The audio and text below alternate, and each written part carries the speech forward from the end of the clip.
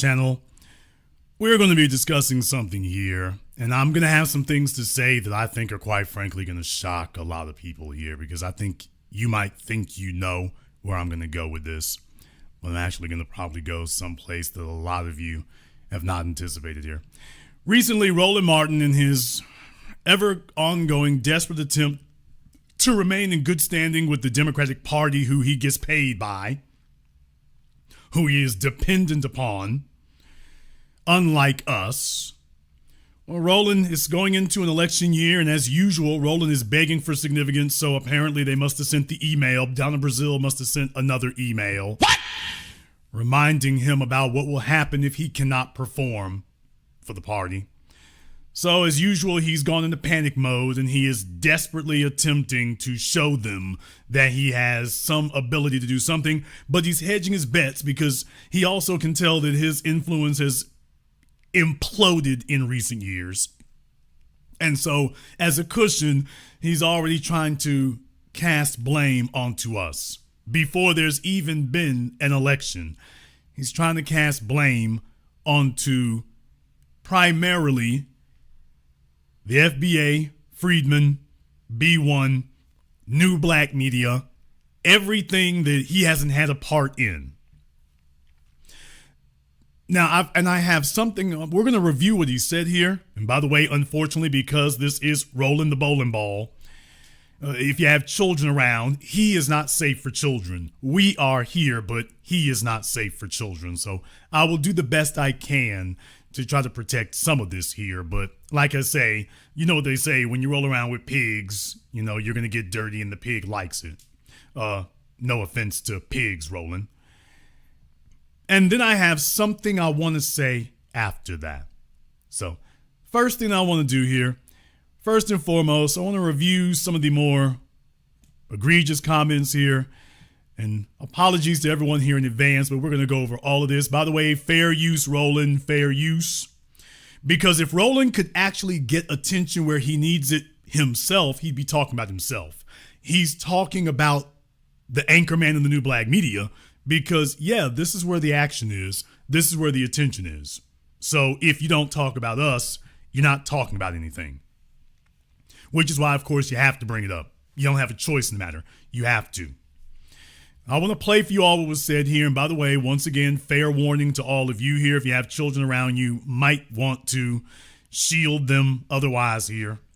But here are the comments that he made. We're going to go over those first. And then I have something I specifically want to say directly to you, Roland. And I have never addressed you or called you out directly by name for something. But tonight is going to be a change and an inception. And there's a reason for this specifically. So we're going to review first your comments and give them a fair hearing. And then I have something I want to say specifically to you, Roland. There's no separation between the White House and the Department of Justice. These people do not believe in checks and balances. And I'll say it again. I want MAGA to be completely decimated in November. I want them to lose the House. I want them to lose the Senate. And all you punk asses out there, let me be real clear, especially some of you loud ass folk who proclaim to be FBA, oh man, he or she, book dancing for the Democrats, all y'all can go f yourselves. Because let me be real clear. I know what these. By the way, this class act over here, fresh from the food stamps office, like I say, of course, she's giggling because this is the best that she can do and whatnot. So I suppose this is the grin she gives in child support court. What? I can only imagine. So as you all can tell, Roland is especially perturbed and aggravated and gotten extra sassy. So when his estrogen kicks in, you all know, when his estrogen kicks in, he starts cussing. So the hood rat starts smiling and Roland starts cursing. And, you know, just the estrogen in the room is just basically clocked off the scales is what happens at a moment like this. People are trying to do. And you damn right. I want them to lose the Senate race in Michigan. We're going to play my interview with one of the candidates. I want them to lose in Alaska. I want them to lose in Maine. I want them to lose in Georgia. I want them to lose in North Carolina. I want them to lose in Texas. I want them to lose in Florida. I don't care. Okay, here's the issue, my buck-eyed friend, not friend. Lose to who?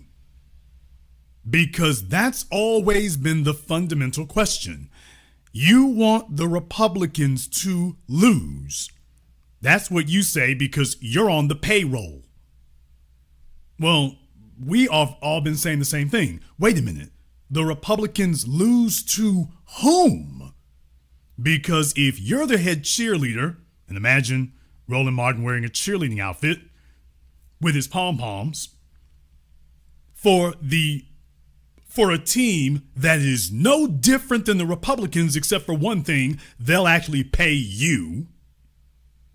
The only difference between the Democrats and Republicans is they'll actually pay you, Roland. The Democrats will actually pay you something, and the Republicans won't pay you anything. Well, that's not a difference. So when you say you want MAGA to lose to what? Democrat MAGA? Well, they pay me. Okay, well, that's not a benefit. So the Republicans would lose to whom? The white supremacists and the Republicans will lose to the white supremacists and the Democrats? Okay. Well, they pay me. Yeah, there's a reason you can't give very much support for that. Because what these people are doing, they want to destroy any and everything in Black America. Again, all y'all FBA, B1, ADOS folks, it don't matter. There is not a single Black attorney who is representing a family who has been the victim of police violence who has any faith that this Department of Justice will intercede and prosecute them on civil rights violations. Okay, and there is no Black family that has been able to get the Democrats to intercede on their behalf either. As a matter of fact, we have been able to get the Democrats that Roland is eternally, perpetually stomping for and advocating for because they pay him. He doesn't care about Black people or Black families or what happens to them. As long as whoever gives him a paycheck, that's what he wants. When he heard cut the check, he thought we were just talking about just him. The Democrats have been the biggest cheerleaders against Black people, folks who have been hurt not just by police, but any random white person. Trayvon Martin, Eric Holder bragged that they wouldn't be taking action against George Zimmerman. Daniel Pentalio, Eric Garner, Walter Scott. We can go down the list. Geronimo Yanez. No. The Democrats have proudly done exactly the same thing. We have not had any friends at the Justice Department, at the Democrats' Justice Department, at the state level or the federal level or the state level. They've been enemies all the way around. And I brought visual aids here tonight, just a couple of them, to be totally honest. Couldn't go very, very far with that. Hey, folks, how many of y'all remember this? Yeah, these are the Democrats that Roland says that are there Black lawyers to support. Well, Black lawyers don't have any support in the Republican Department of Justice. Well, this is what happened with the Democrat Department of Justice. This is what happened with them. Remember, you had your female Twitterer who went to go finally become the attorney in the Civil Rights Division. And we all saw what she did, standing right next to Merrick Garland. Why, she proudly proclaimed that they would not be taking action against Carolyn Bryant. She proudly proclaimed that they wouldn't be doing anything to Carolyn Bryant. After all those years of finally tracking her down, Kirsten Clark proudly proclaimed, by the way, where's Kirsten Clark's people from? Never mind. She proudly proclaimed that they would not be taking action against the mother of white supremacy, Carolyn Bryant. And not just her, why at the local level, even the Mississippi District Attorney, Dwayne Richardson, why he said, no, can't do nothing here. Y'all heard the phrase, a prosecutor can get a grand jury to indict a ham sandwich, and yet Dwayne here couldn't get a grand jury to indict the mother of white supremacy? Well, yeah, grand juries only fail if the district attorney does not want to indict the person. Now, we all know that's what happens. A grand jury only fails if the district attorney or the prosecuting attorney does not want to indict. So what do you know? The Mississippi attorney didn't want to indict, and then the federal attorneys at the Department of Justice didn't want to indict. But Roland is telling all of us that these are our heroes here, and that the real problem is there's no attorneys of any black person harmed by the police. Notice he didn't say random white folk. By the police. Well, no attorney has any faith in the Republican Department of Justice. Yeah, they also don't have any faith in the Democrat one either. Need more proof? You know that they actually work against you? Because you can talk about Donald Trump and Breonna Taylor all you want to. The feds didn't do anything about Breonna Taylor. The feds did not lead the charge on Breonna Taylor. So let's not come up with that lie. He's going to try to bring that up in a few moments. Joe Biden, the Democrats and the feds, they were quiet as hell. They didn't have any march-ins, sit-ins, demonstrations. Elijah Cummings, they were not stomping for Breonna Taylor. We were out here at the grassroots. Roland Martin wasn't. We were over here in B1 society. McBLT society over there was dead quiet about it. But you know what the Joe Biden Democrat Department of Injustice did? Why, they were trying to make life easier for the killers of Ahmaud Arbery. They were trying to make their lives easier. Hey, why don't we get you out of that state prison and bring you to a nice cushy federal resort prison? Why don't we do that? And oh yeah, without consulting Ahmaud Arbery's family, they went to go do this behind their backs. Why, we don't have to consult your family at all. Let's get them out of that state prison and put them in a nice cushy Ghislaine Maxwell Federal Country Club prison. Let's do that instead. And don't say anything to the family. The family, of course, stayed on top of it. And when this hearing came up, they were there and present, but not because the Democrats' Department of Justice let them know. The Democrat Department of Justice tried to do this behind their backs. But Roland's going to tell you that we have full faith in the Democrats, we have full faith in them. Nobody got faith in these Republicans. No attorneys got no faith in the Republicans. Okay, but the Democrats are the good guys.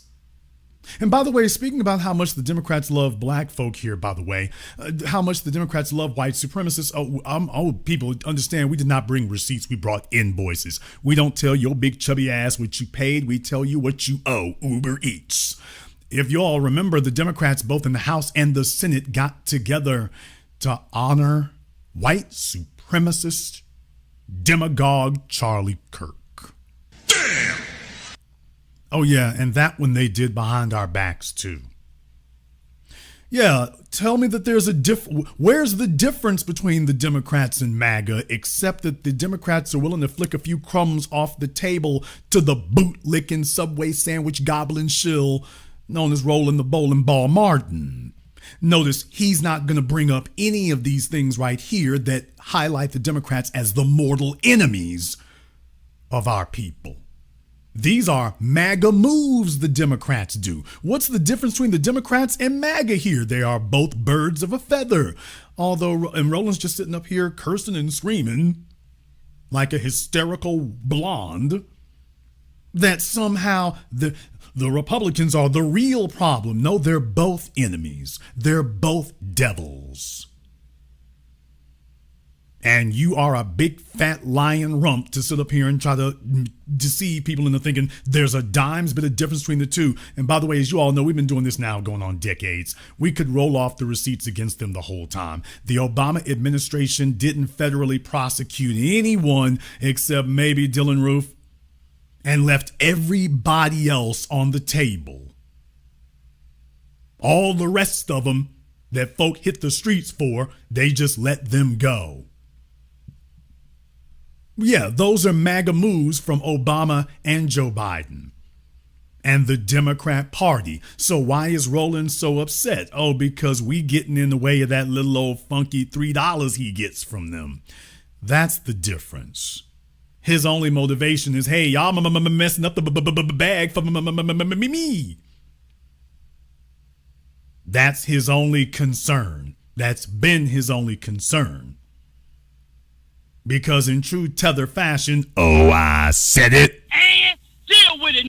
In true Tether fashion, he is not concerned about the needs and the interests of the people. He's only concerned about his own individual benefits, not benefits for the people. And so long as they slide him some money on the table, he will roll himself back out the door to see if he can deceive anybody again to go and support the very people working against us. I'm not talking about Republican MAGA. I'm talking about Democrat MAGA. And they are both the same. So all y'all punk asses out there who claim y'all so pro-black, let me say it again. This DOJ don't give a damn. Donald Trump has said 100% immunity for any cop. So, and the Democrats simply gave 100% immunity to any cops, as I just pointed out to you. The Democrats gave it. You kill Mike Brown, you kill Eric Garner, you kill Tamir Rice, you kill Ayanna Jones, you kill Philando Castile, you kill Terrence Crutcher. It doesn't matter who, you murder a black person and the Democrats are right there to back you up. So if you're a cop, yeah, we don't really prosecute y'all. No, we're here to run interference for you. And Roland's going to sit here and tell you, well, because Trump says it with his whole chest, that's bad. But the Democrats doing it, well, that's good. It's good when the Democrats do it. Oh, that's okay. Just so long as they don't say it with their whole chest. So that's his complaint is Trump is actually honest. You should vote for the Democrats to lie to you. But we're gonna get the same thing. Yeah, but yeah. and you're right. The two cops in the Breonna Taylor case, they dropped the charges. I can name case after case. So if y'all can call me whatever names you want to, and y'all can sit here and do all you little punk ass podcasts and talk behind your microphone about why y'all Simple Simon assholes are saying that Black America is being under assault. We've been under assault since 1619. What the hell? This is that same old lying ass garbage you've been doing. As if everything was fine when Obama was in office and everything was cherry when Biden was in office, but everything only went bad after they left. We've been under relentless assault ever since. Well, our people have, not yours. But we've been under relentless assault the entire time. This isn't new. You're trying to retread that same tire and recycle your same old bullcrap lie there, Roland. That this is something new, that if we don't do what the Democrats say, that we'll be in trouble. We've been in trouble. We've been in trouble the entire time. We've never been okay. We've been under assault the entire time. We've never not been under assault. We've been under an relentless assault the entire time. There has been no period where we've been unassaulted. Do you all see what he's implying? Well, everything was fine until y'all if you didn't support the Democrats here, everything was fine. So just notice the only problem he has is the lying and gaslighting isn't working the way it used to. Every single day, and it is being led by Donald Trump and his Department of Injustice, Nola. Absolutely, 100%. And okay.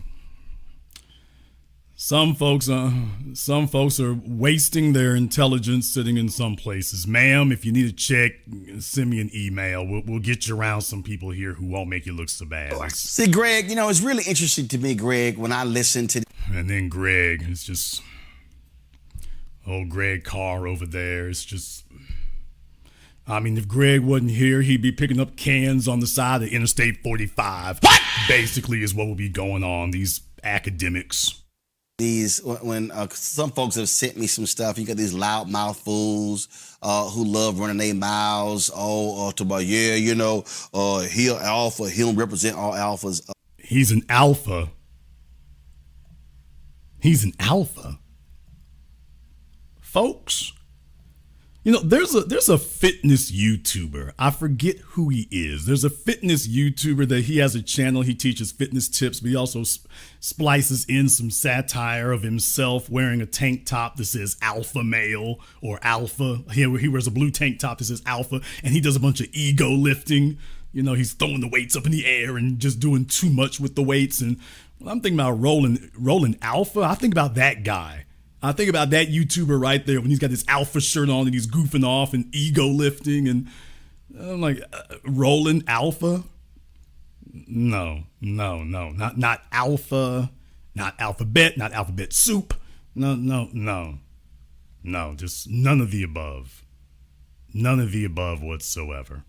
But all right. He can at least wear the shirt, huh? Of course, I don't fool or represent my damn self. But here's what I do know. What I do know is, and again, I just get a kick out of these FBA, these freedmen, these ADOS people who love running their mouths and who want to trash Democrats. Oh, and let's be real clear. I've been highly critical of Democrats on this show, so I don't know. Nigga, what?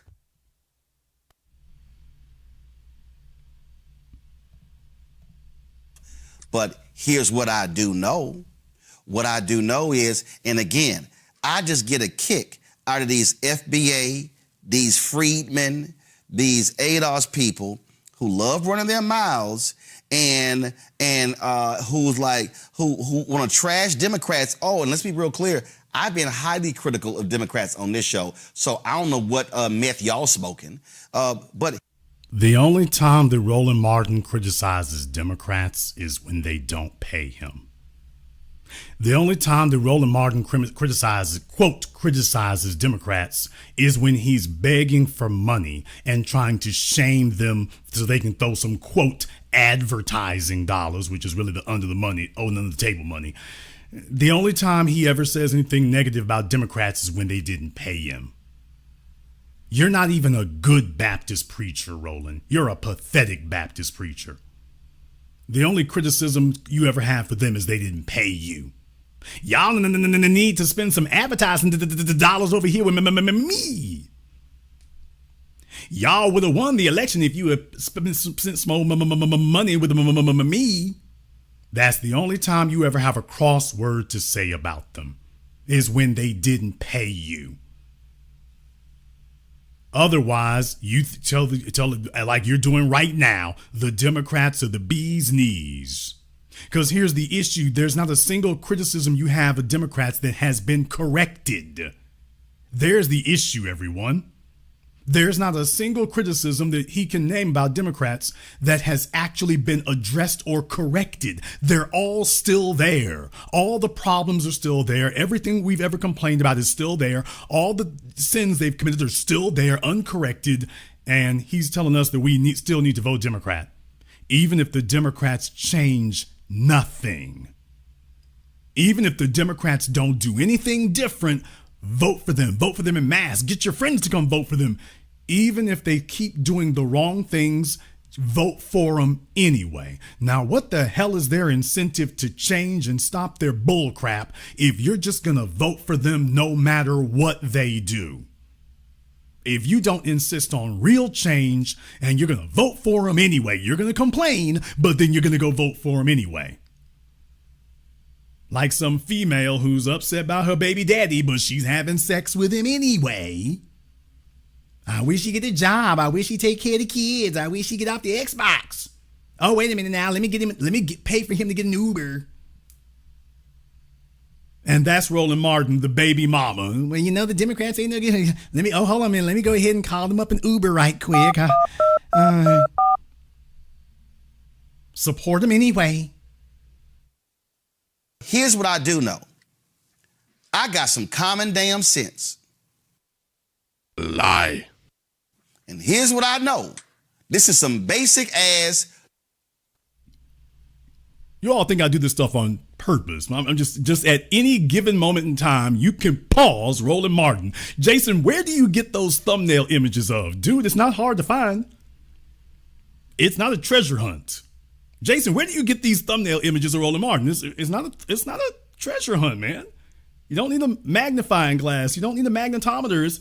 You pause him at any given point during one of his rants, and the thumbnail makes itself. I know I just seem like a genius. I know it. Jason is a, this must be AI. No.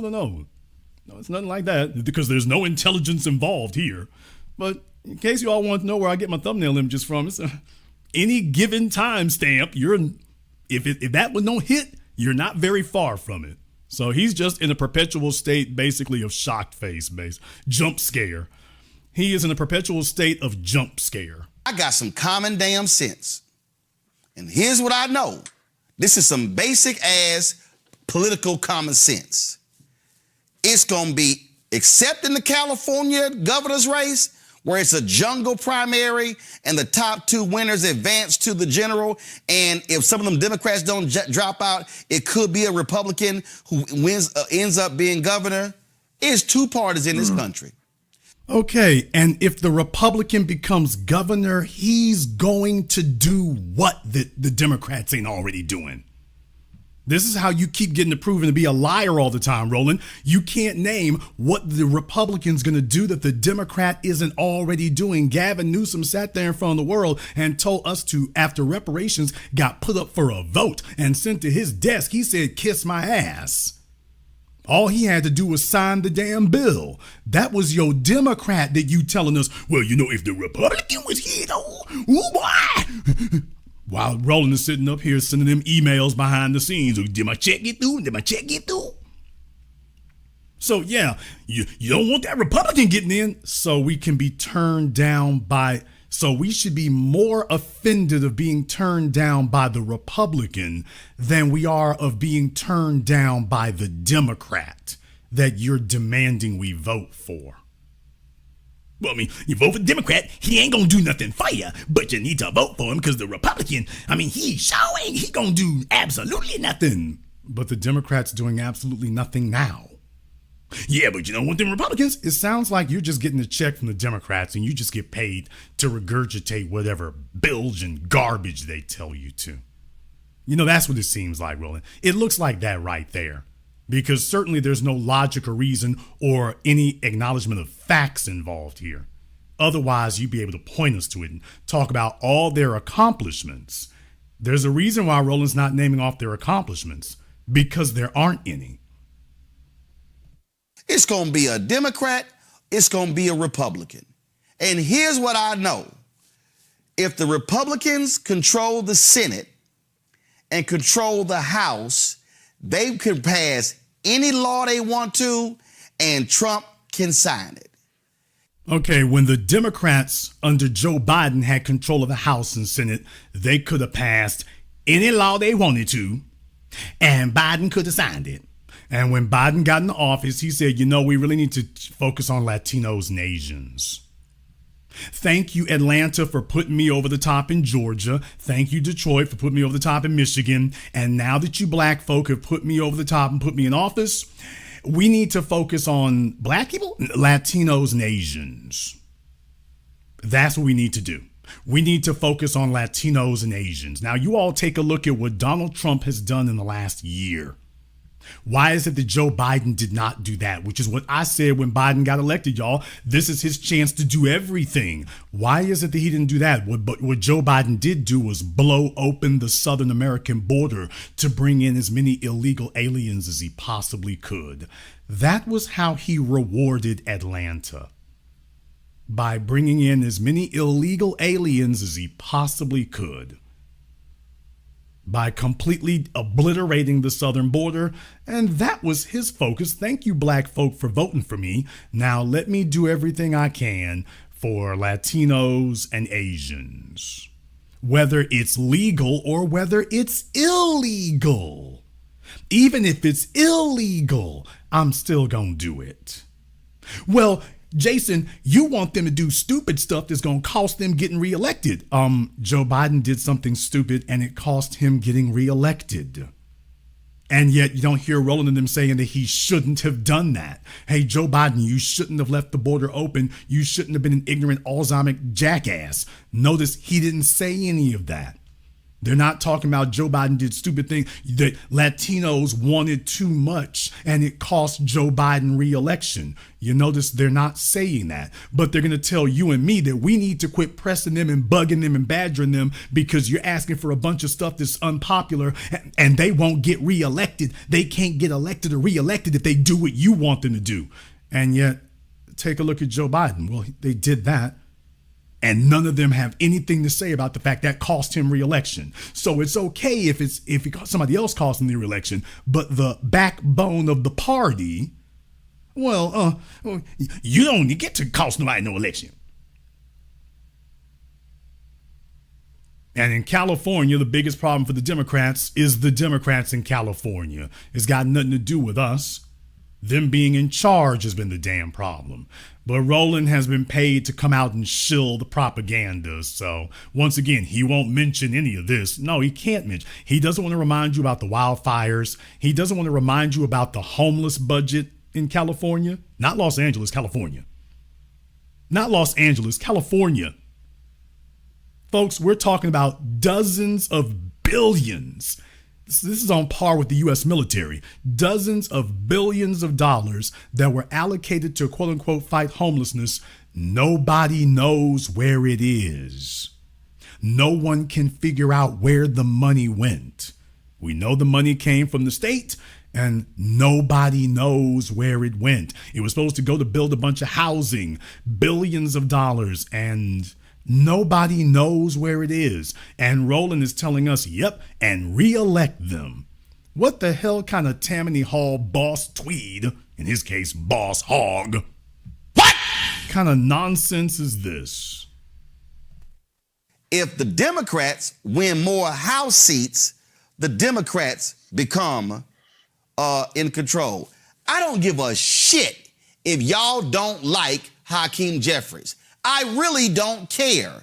Because guess what? If the Democrats win 218 seats, then they're going to have a vote amongst themselves as to who the next Speaker of the House should be. Okay, well, first of all, why does that matter? They'll either just choose Hakeem again because he is the one selected by the donors. So I don't care if you don't like Hakeem. Well, then why should we vote for them if we're just going to get Hakeem the not-so-dream Jeffries again?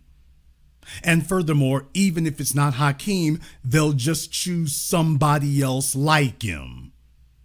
If we support them, you have removed the incentive for them to take you seriously, that they better make some real substantive changes if you're going to vote for the same old, same old.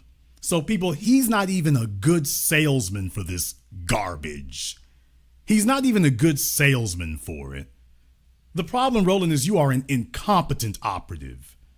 You're an ineffective operative because you're an incompetent one. You needed to bring some facts and figures to refute this, and you don't. All you said was, use some shaming tactics and see if you can get them to vote. That's not working. Well, scream at them some more and tell them vote. This is the brain trust that he thinks needs to get a bigger budget. So I ain't even having that conversation. I'm talking about stopping MAGA. So if that means that I want more Democrats to win House seats, you goddamn right I do. Because I need evil to be stopped. Okay, and the Democrats are evil. No, he just wants to stop the evil that doesn't pay him. You get classified as good if you pay him. You're only evil if you didn't pay him. If you don't pay him, you're evil. If you pay him, well, they ain't perfect, but we gotta support them there. And that's the difference between me and you, Brother Baconator. I'm here to stop evil. I don't compromise with evil. And the Democrats are walking, reeking evil. They let Carolyn Bryant go. Donald Trump would never have done that. He would have at least brought us her head on a pike. He would have at least done that to show us no matter what happens next, there will be some points on the board. The Democrats gleefully ignored that. And by the way, remember, folks, Roland didn't say anything about it. Please understand, we're the only ones who are offended by Obama and Biden's lack of action for us, Roland is sitting here cheering and talking about, oh, well, got to break a few eggs to make an omelet. But he never had a word to say of criticism. He didn't condemn the Democrats for what they did. And condemnation isn't condemn them and then say, oh, well, go vote for them. Yeah, they're not doing what they're supposed to do, but vote for them anyway. Well, MAGA is terrible. From where I stand, Democrat MAGA and Republican MAGA are both terrible. But then again, Roland, I can actually say that because I'm not sitting here buck dancing and crumb crunching to get paid by them. It's only those of you who've whored yourselves, who are making idiots of yourselves, saying this nonsense. And once again, you didn't bring up any of the things I said. We've been saying this now going on over a decade.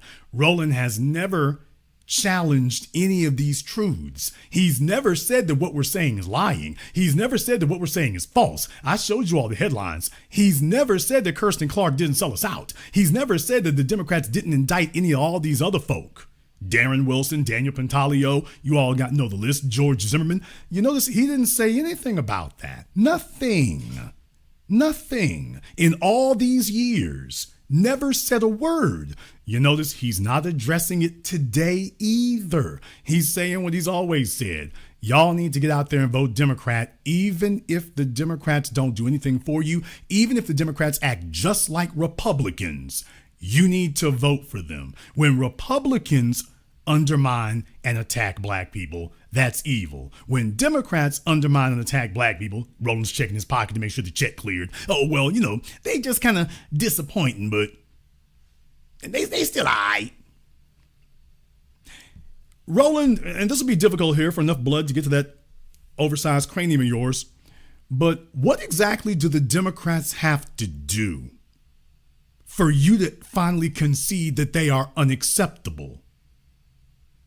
Exactly how many betrayals do they have to do? How much do they have to mimic Republican behavior, because they mimic Republican behavior every single day? What exactly is it they have to do before you say that they're no better than the Republicans, that you concede to mathematics and reality and the objective truth in front of your face? At what point do you stop fighting the rest of us about objective reality and just concede that there is no difference between them? What do the Democrats have to do? What do they have to violate before you would concede to that? I bet you if they start doing bad about Haitians, maybe then you would start talking like that. Damn! I figure if they do that, then all of a sudden you'll start having a problem with them. Of course, it assumes if they do that and the check doesn't clear. If the check does clear, however, you'll be okay with it. You'll be all right with it then. But notice, folks, he can't tell you what do the Democrats have to do to be offensive for him, to be unacceptable. All this other stuff they've done, that's not unacceptable enough for him. What do they have to do? Nancy King said, put a stop on all payments. What? Yeah, if they put a stop on the check, yeah, that would be the thing they'd have to do, is put a stop on the check. They do that, and then they would become unacceptable. And that means that more Democrats win Senate seats.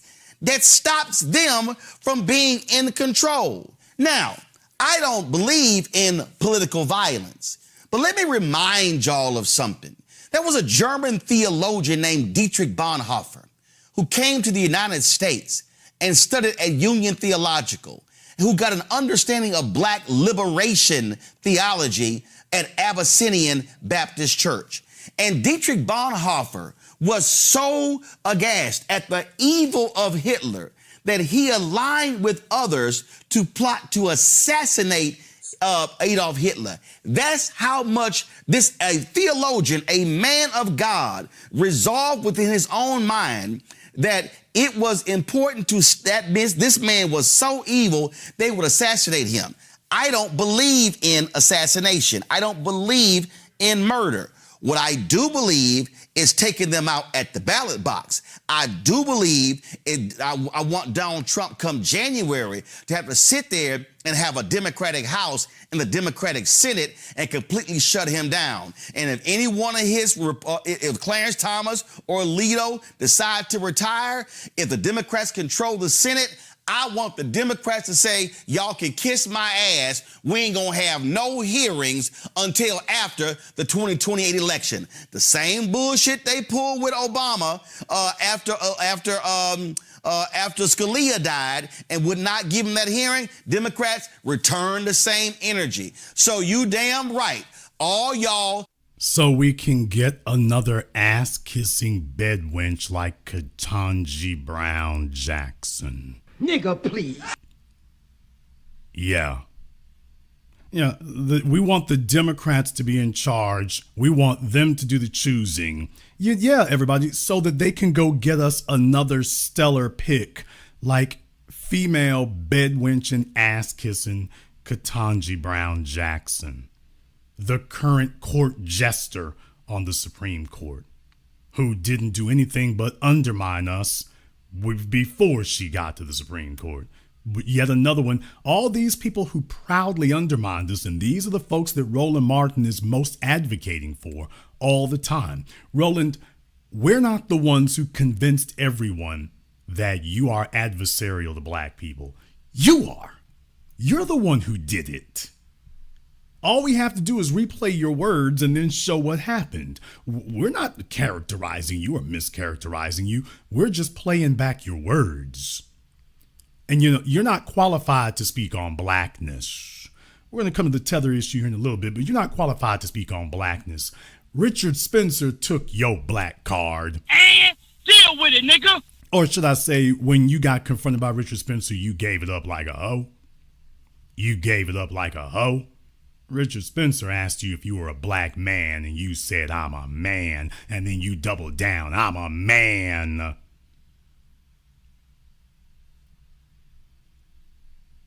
He confronted you about, are you a black man? And you made it very clear, I'm a man, I'm a Christian, I'm a hot dog sandwich, I'm a spare tire. It was everything except a black man, with you looking eyeball to eyeball with the preeminent white supremacist of his day. And that's how history will remember you, accurately. When you were confronted nose to nose by a white supremacist at the height of his power, you blinked, you backed down.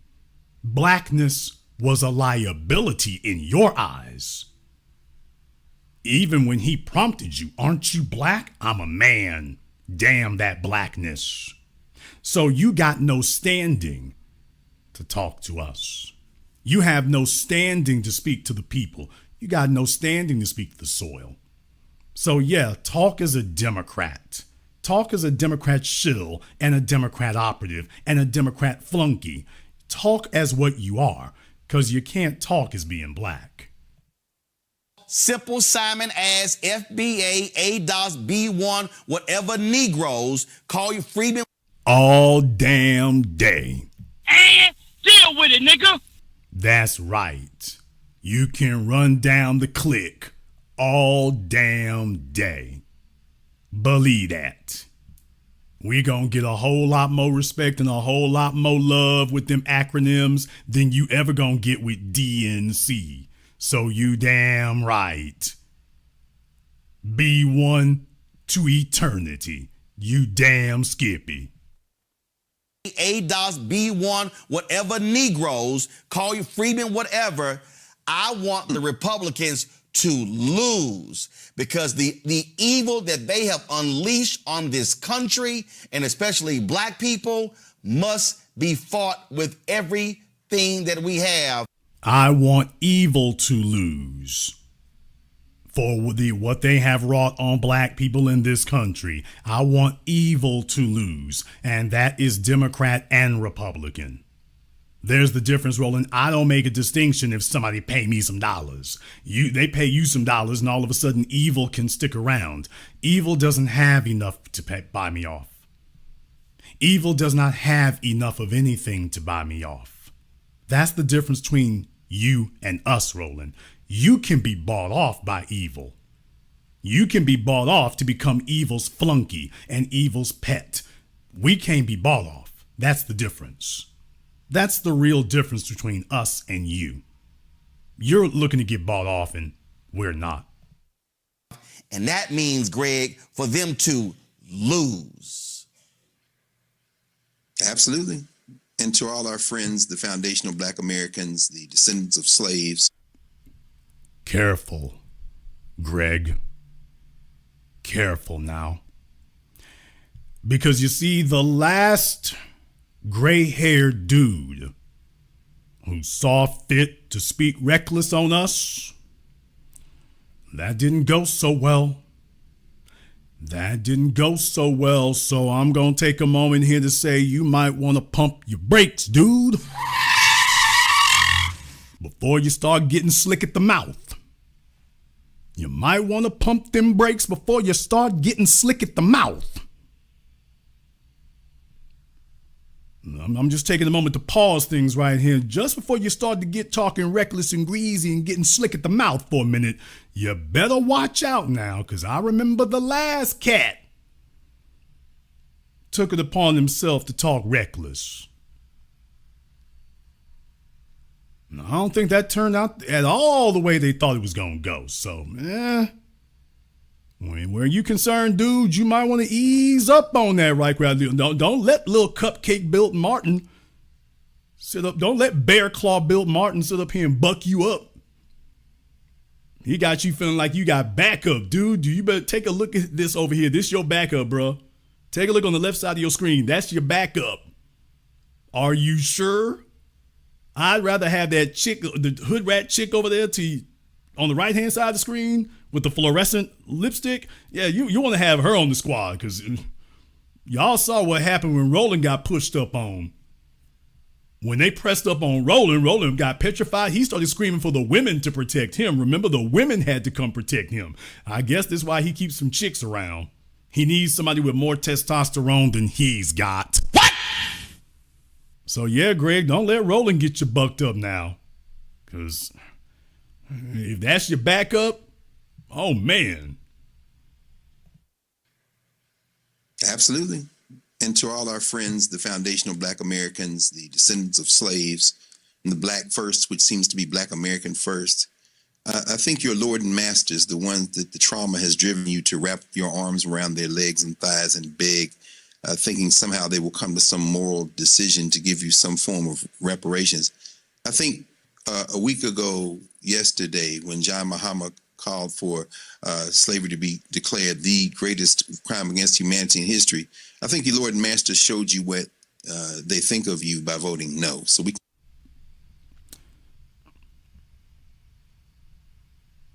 Oh my God, bro. Oh, hell no, man.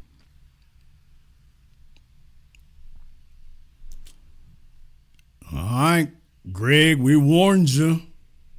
We warned you about that. First of all here, dude, this is not anything new. This is not, tell me what the Democrats would have done differently. The Democrats would have voted yes. The Democrats would have defied Israel and would have voted for it. Is that what you're trying to imply? That there's any difference between the two? There was, and furthermore about reparations, it wasn't reparations for us. I know you Pan-Africanists and whatnot, and y'all gotta understand something. Pan-Africanists, oh, I'm going there right quick. We're gonna take a side mission. Y'all, we're gonna go on a side mission right quick here. Pan-Africanists, these are niggas with the old weed. What? You know, they got the old weed that done dried out and kind of hardened up and bricked up. You know, they gotta just get there on the table and hit it a few times to get it to start, you know, breaking down again, because they weed is always old. Young niggas keep fresh weed, but Pan-Africanists, or especially the old ones, they keep old weed, boys. They keep a little old bag of old weed, and this one in the center console. That's what they do. So everything is old. The weed is old. The liquor is old. It's just everything. Just they got some stuff they drinking some stuff you ain't never heard of, because it's just been sitting around for years. And so under these circumstances here, they think we counting differently. And they smoke Newports and no filters on them. It's that kind of situation. They didn't get the memo, man. They didn't get the memo. They think we're all still on the Pan-African thing. That reparations vote at the UN, that was for Africa. That wasn't for us. So first of all, Greg, not only are you silly, but you're factually wrong, but I guess you're in good company. I guess this is why you're on the Bowling Show, because, yeah, as I said, if you want to look like a fool, well, here you go, Greg. I tried to stop you. I tried to told you, but you just didn't hurt me. So, yeah, but by the way, Greg, that wasn't reparations for us, dude. They were not asking for reparations for us at the UN. They were asking reparations for Africans. So this is not comparing apples to oranges. This is comparing apples to cinder blocks. So furthermore, we have not gone to the Trump administration with the expectation of getting reparations. The one thing we said is that we're going to have an honest person. When we don't get it, we're just not going to sit up here and play this game that y'all are playing of, well, vote for the Democrats and maybe we can discuss it. No, just because you're a fool doesn't mean that we are. Just because you want to get lied to doesn't mean that we do. Neither one of them is going to do our bidding. We've just done the smart thing. We got up and walked away from the table. Like Iran. And guess what? They throwing bombs on Iran and bombing on Iran, and all Iran got to do is keep standing. America got to keep swinging. America's got to get a knockout. Iran doesn't have to get a knockout. Iran just has to keep standing.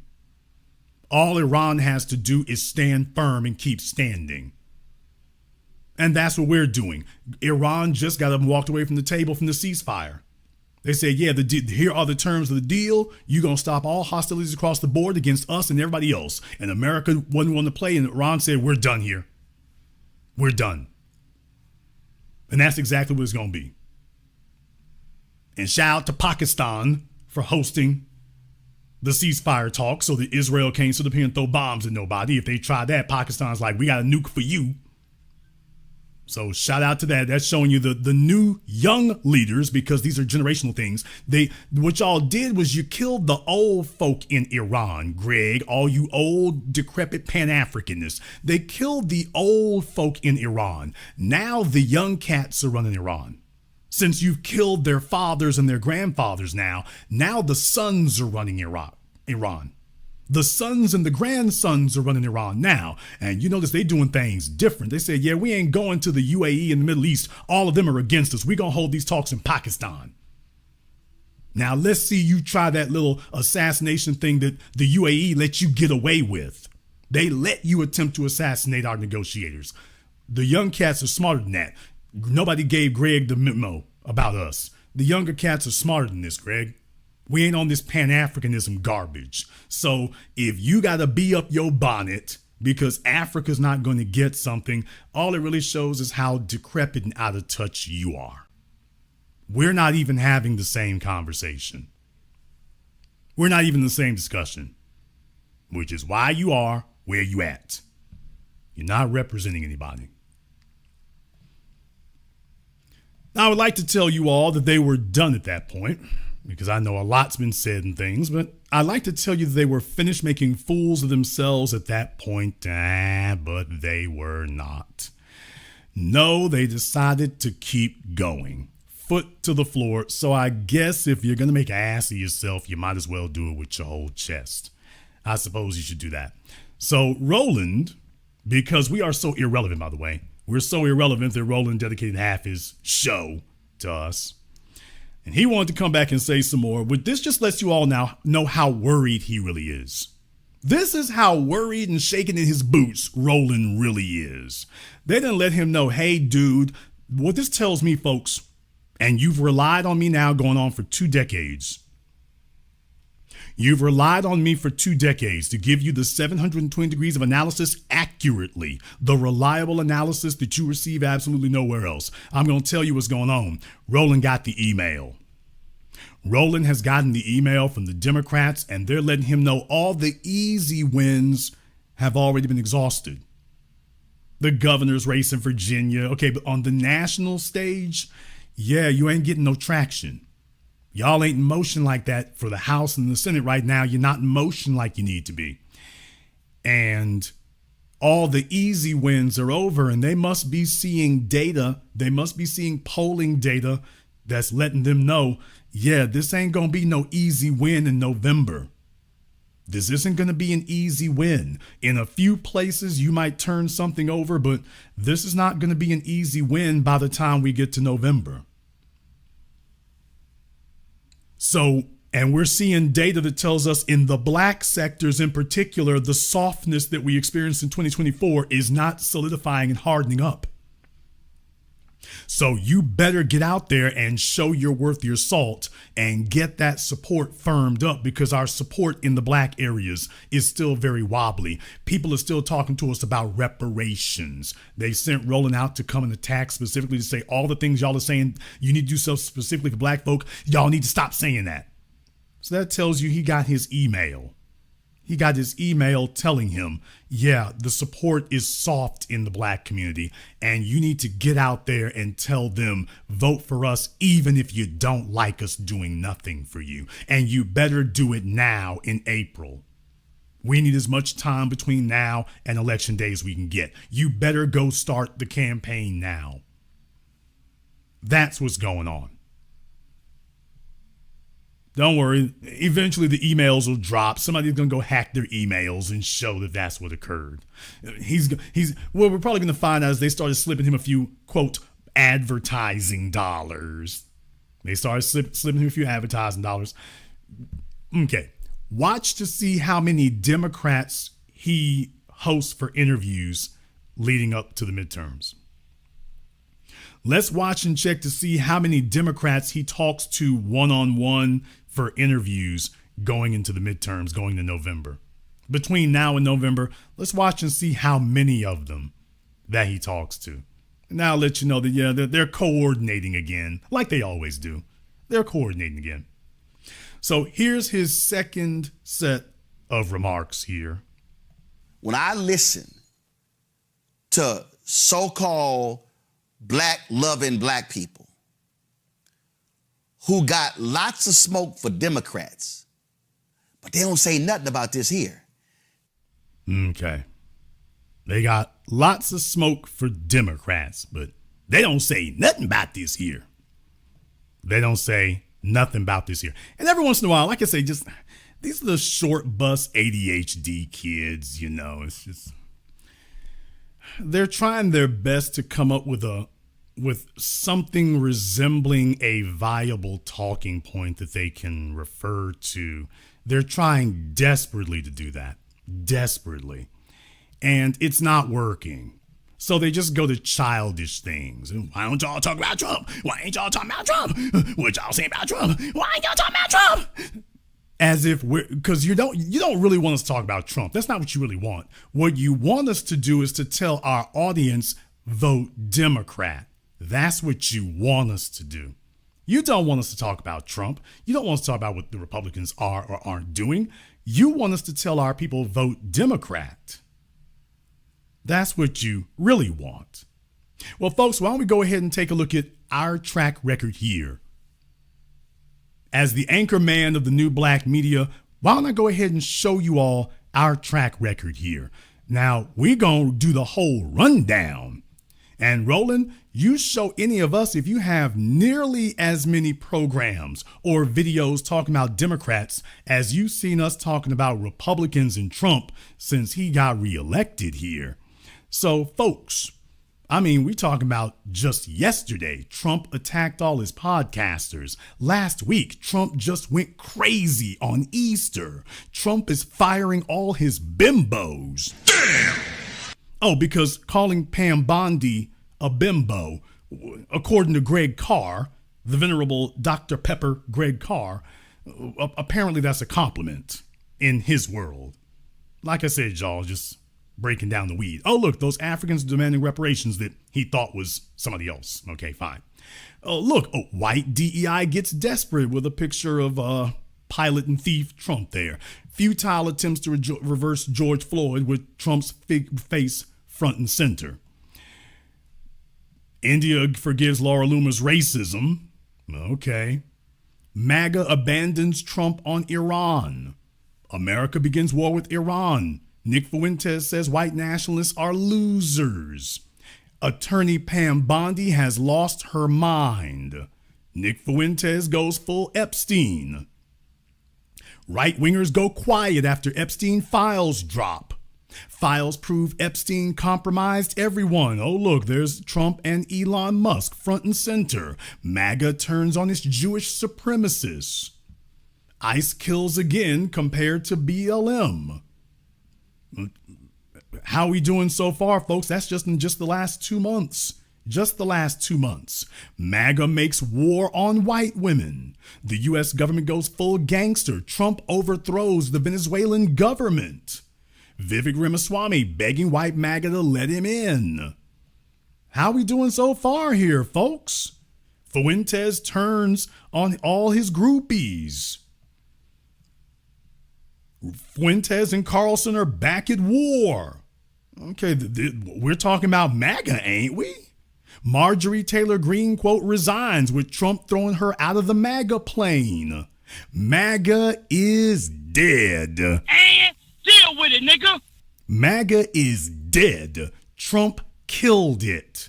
This was 4 months ago, folks. Megyn Kelly defends Epstein's victims' ages. MAGA's people have gone officially insane. Full-blown right-wing civil war. Are the young becoming more racist? Indians find out MAGA hates them all. The GOP political game exposed. Oh, look, JD Vance with his Nazi chic on. JD Vance defends Republican Nazis. Keep that in mind about JD Vance. Remember that.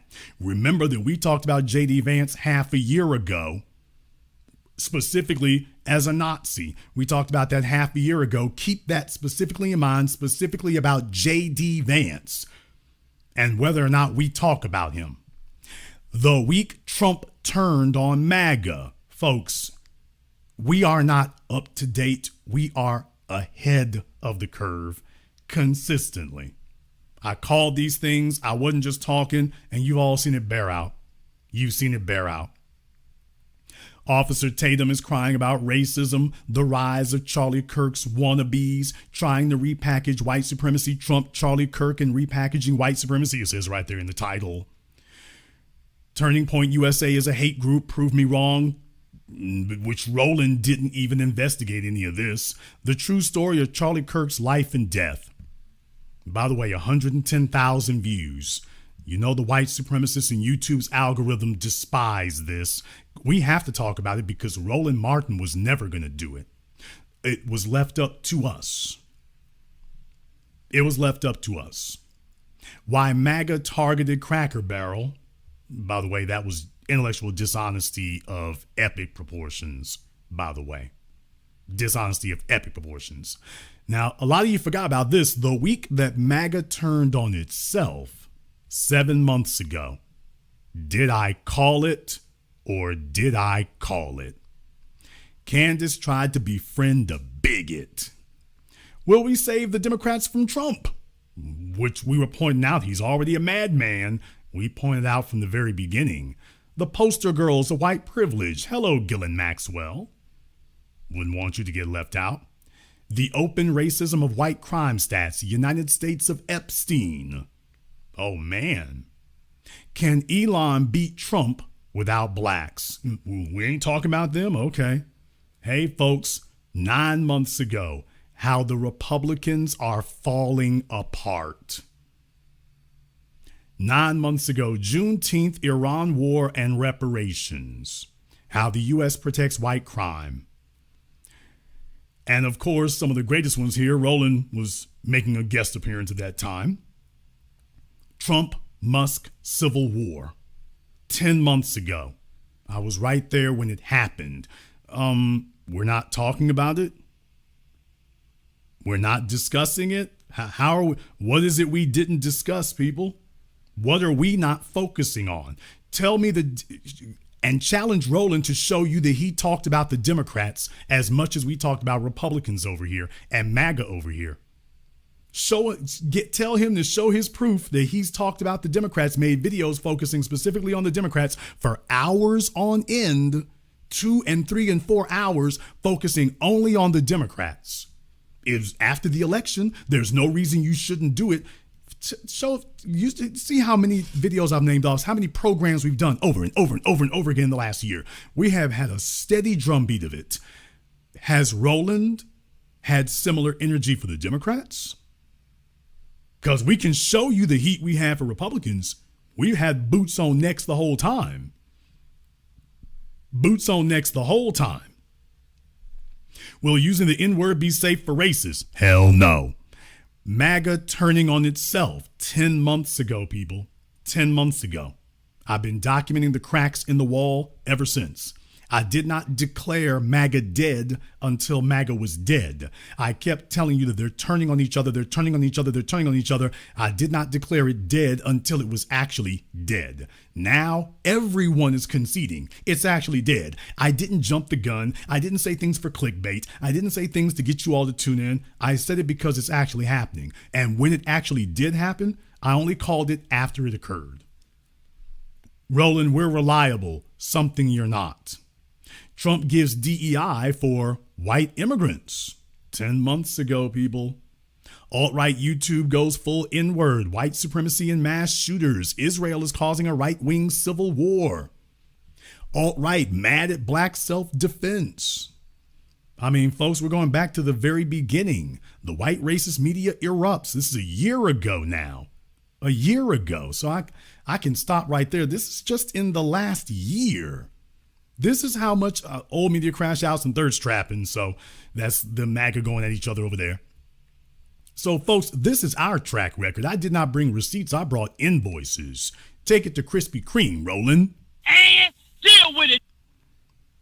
So that's our track record of what we talk about. Now, why don't you go give everybody the rundown of the Democrats you've talked about, Roland, and show them how much airtime you've given to calling out the Democrats. Go ahead and show them, because, you know, my programs are 2 and 3 and 4 hours.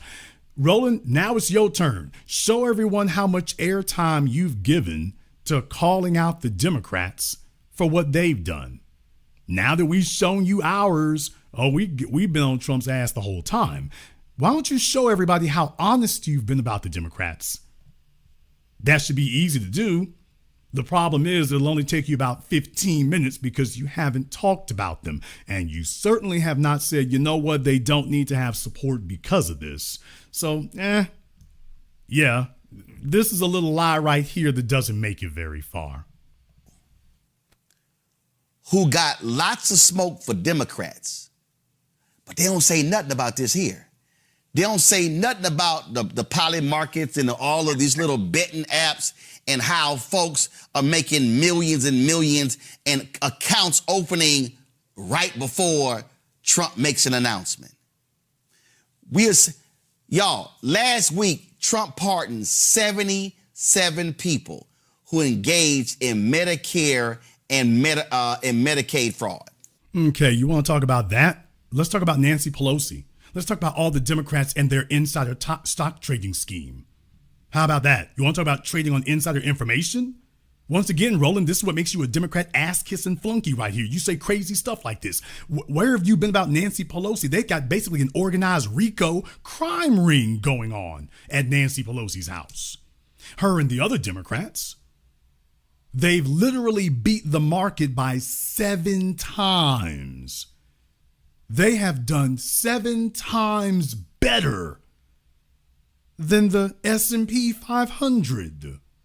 They've beaten the stock market by 7 times. That is statistically impossible unless you know something that the rest of the market doesn't know. And you were able to act on it before the rest of the market could.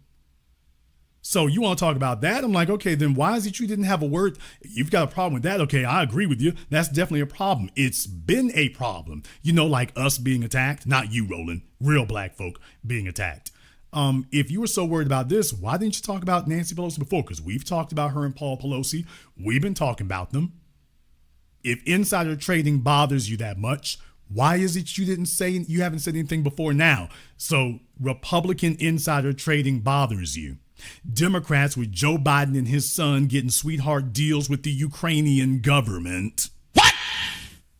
Yeah. Hunter Biden and them getting a sweetheart deal with the Ukrainian government, being paid for his artwork and paid for consultation and being put on the board of companies and whatnot. Okay, that was perfectly fine, and you didn't see an issue with that. Trump comes in, and corruption. So it wasn't corruption when Joe Biden was doing it? That wasn't corruption, or it was corruption when Joe Biden and Nancy Pelosi were doing it, but it didn't bother you. Well, when they do it, they're good evil. And Trump does it, bad evil. So Trump does it as bad evil. Democrats do it as good evil. What the hell is the difference? They give me some of their money from it when they do it. When Nancy Pelosi hits up the stock market, she break me off a little bit. So she's good evil. Okay. Where were you, Roland, to say anything? Last week, Trump pardoned 77 people who engaged in Medicare and Medicaid fraud. Straight ass fraud. Folk buying pardons. One dude got arrested because he tried to extort somebody who owed him money for one of the pardons. Kyle Rittenhouse was not prosecuted by the feds. What? Damn! What? Damn! Kyle Rittenhouse was not prosecuted by the feds. Joe Biden, Mr. Three Strikes Joe Biden himself, Joe Biden, Mr. Three Strikes Joe Biden, they did not prosecute Kyle Rittenhouse or his buddy. That was a straw man gun purchase. That was a clear violation of federal gun law. But then again, Joe Biden does not believe in prosecuting federal gun laws against white people. Not against Kyle Rittenhouse, not against the adult who gave it to him, and not against his son, Hunter Biden, either. Now, isn't this interesting? Now, why didn't Roland the bowling ball, buck-eyed bowling ball, why didn't he say anything I just told you all? Remember, Kyle Rittenhouse made a straw man gun purchase. The federal government, the ATF, nobody stepped in to prosecute him. But then again, they don't step in to prosecute these white folk. Roland Martin would have you all believe that they're stepping in to do all kinds of things. They didn't step in to do a damn thing. They let it go. And Roland cheered it on. Now, why is it that they didn't do that? Why is it that they did not prosecute that? You want to talk about folks getting pardons and getting sweetheart deals? Well, you can be Kyle Rittenhouse and break federal gun laws and oh well. Meanwhile, your favorite rapper is getting hit with a RICO charge or getting parole violated. Now, your favorite rapper is going to end up in jail if he does the exact same thing. But Roland wants you all to understand is, well, Democrats would never do nothing like that. I just gave the rundown. Yeah, those are minor things. That's just minor. And them just small potatoes, little things. Okay. All right. Now, Joe Biden doesn't have a problem with any white man committing a crime. And Barack Obama, neither. So Roland's only upset if the folk who didn't pay him is, well, y'all didn't pay me enough to be quiet, Trump. That's the problem. Trump ain't paid me enough to be quiet about him, so that's why I got to get on him. Okay. So it amazes me when I listen to these people who sitting here, yeah, man, he buck dancing for the Democrats, when these people are doing what we said they were going to do, rape and pillage this country. See, again, and that's somebody in the comments say, well, Roland, I don't like you and Greg going after people who are defending lineage. Let me explain something to y'all.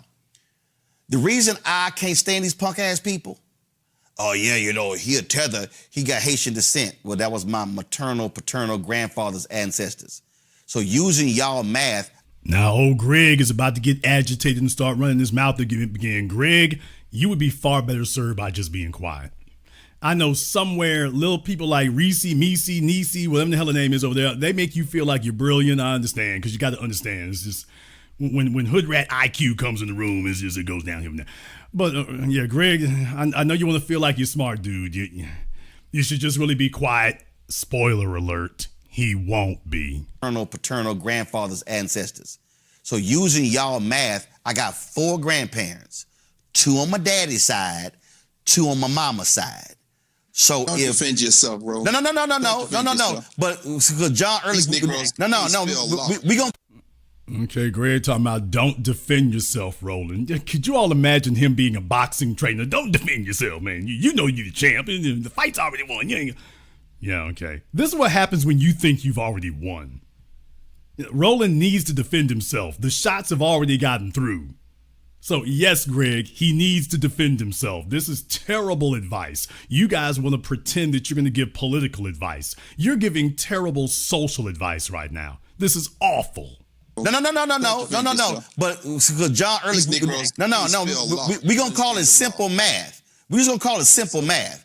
So if I got 4 grandparents and one of them had ancestors that came from Haiti, that means I got 3 more. That's 75%. So you dumbasses gonna act like that 75% don't exist? That's how stupid the whole conversation is. Okay, we're not the ones who say the 75% doesn't exist. You're the one who says the 75% doesn't exist. And deal with it, nigga. Because the point is not whether or not you have some ancestry that goes to the soil. The question is, where is your allegiance to? Where is your identity? See, this is the game that we don't play with these folks. This is the game that we stop playing here. This idea that, well, you can look like us, and meanwhile we go to your houses and there's a bunch of stuff that we don't recognize and whatnot. And then we start saying that, yeah, this kind of explains some of that funny style stuff you were saying. This kind of explains that. You have these two-faced type of individuals here that, yeah, they might share some part of ancestry with you, but their identity is to whatever that sliver is. Now, we have had this go on for a while with our high yellow mixed brothers and sisters. What? More with the females than the males, but I'm not going to let the fellas off the hook. So you see, if they got some white in the family and whatnot, next thing you know, here comes the bug dance. And if they're an Afro-Latina, they talk one way when they're around us, and then when they get around everybody else, hey, abuela, ¿cómo estás? ¿Usted hoy? Start talking about goy powder and whatnot. And yeah, that's the kind of thing that we started noticing. So yeah, you might share a relative with us, but you don't share our identity. And we're not going to play this game where you think you're going to be a double agent. We have these ethnic and racial double agents who are black when convenient, FBA when convenient. And this is the game that they play from these backstabbing cultures. So you see, we watch to see what mannerisms and what behaviors you picked up, Roland. You didn't pick up the behaviors from the soil. You picked up the behaviors from the backstabbing culture.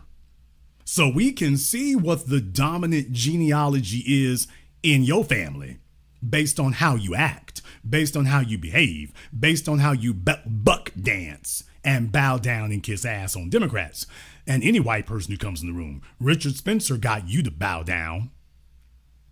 You're going to try to give black lessons to us? The soil knew better than to back down to Richard Spencer. At that pivotal moment in time, you need somebody to stand. Roland Martin couldn't stand. Hell, the nigga can barely sit. What?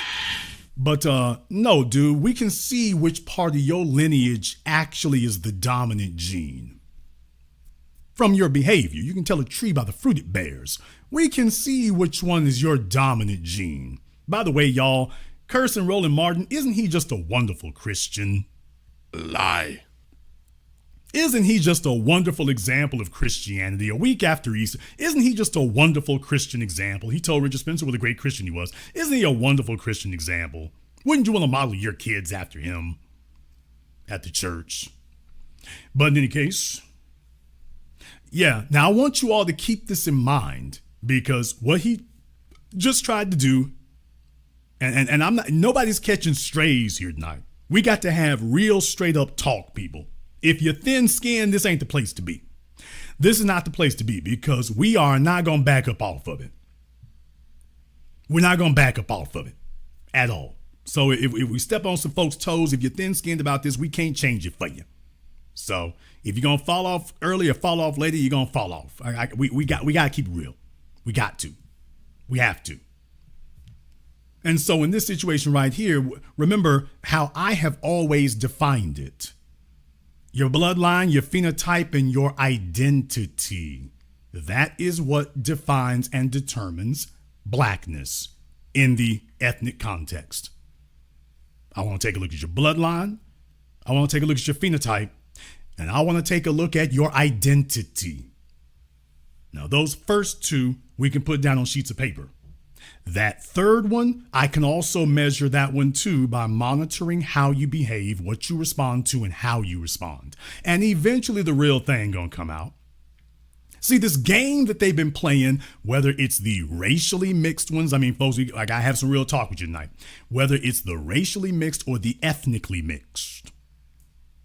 Whether they are racially mixed or ethnically mixed. Whether it is the so-called Blasian, the so-called Afro-Latino, whatever the case may be. That's what we start watching. We are hip to the game. You all come around us. Whoever is the dominant audience, you're going to be chameleons, and that's going to be the identity you take on. What you're upset about is we ain't playing that game no more. We're watching you everywhere, and as soon as you slip up and you off code, we're going to catch you on it. And you're going to get a different response from us today than you got in years past. No, you don't get to do that. You don't get to hijack our identity. If you call yourself Afro-Latino, Afro-Latina, Blasian, once you start kicking in the hyphens, okay, you're gone. You don't get to be Black Latino.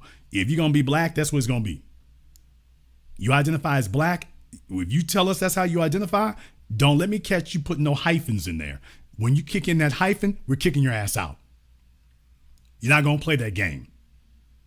You're not going to be in with us and then in with somebody else whenever it's convenient and what's most advantageous for you. Because us being who we are in this society, those of us who can't camouflage where we are, we don't get to choose what's advantageous. We got to take the heat.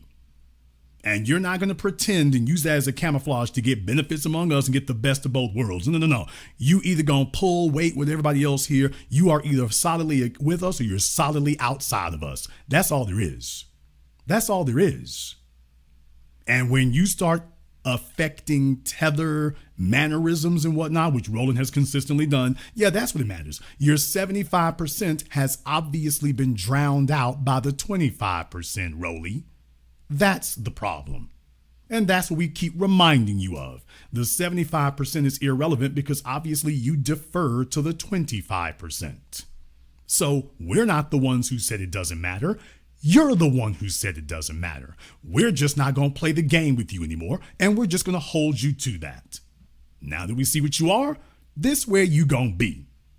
And what you're unhappy about is that 25% doesn't give you any influence among us. But what I'm looking at right now, and we cover this stuff every day, Ed Blum right now dropped a lawsuit against the Congressional Black Caucus Foundation saying the scholarships for the CBCF are race-based. They want to get rid of the money for the black folks. See, these little rich white kids, they can afford to come to D.C. and intern in somebody's office for free. These black kids can't do that.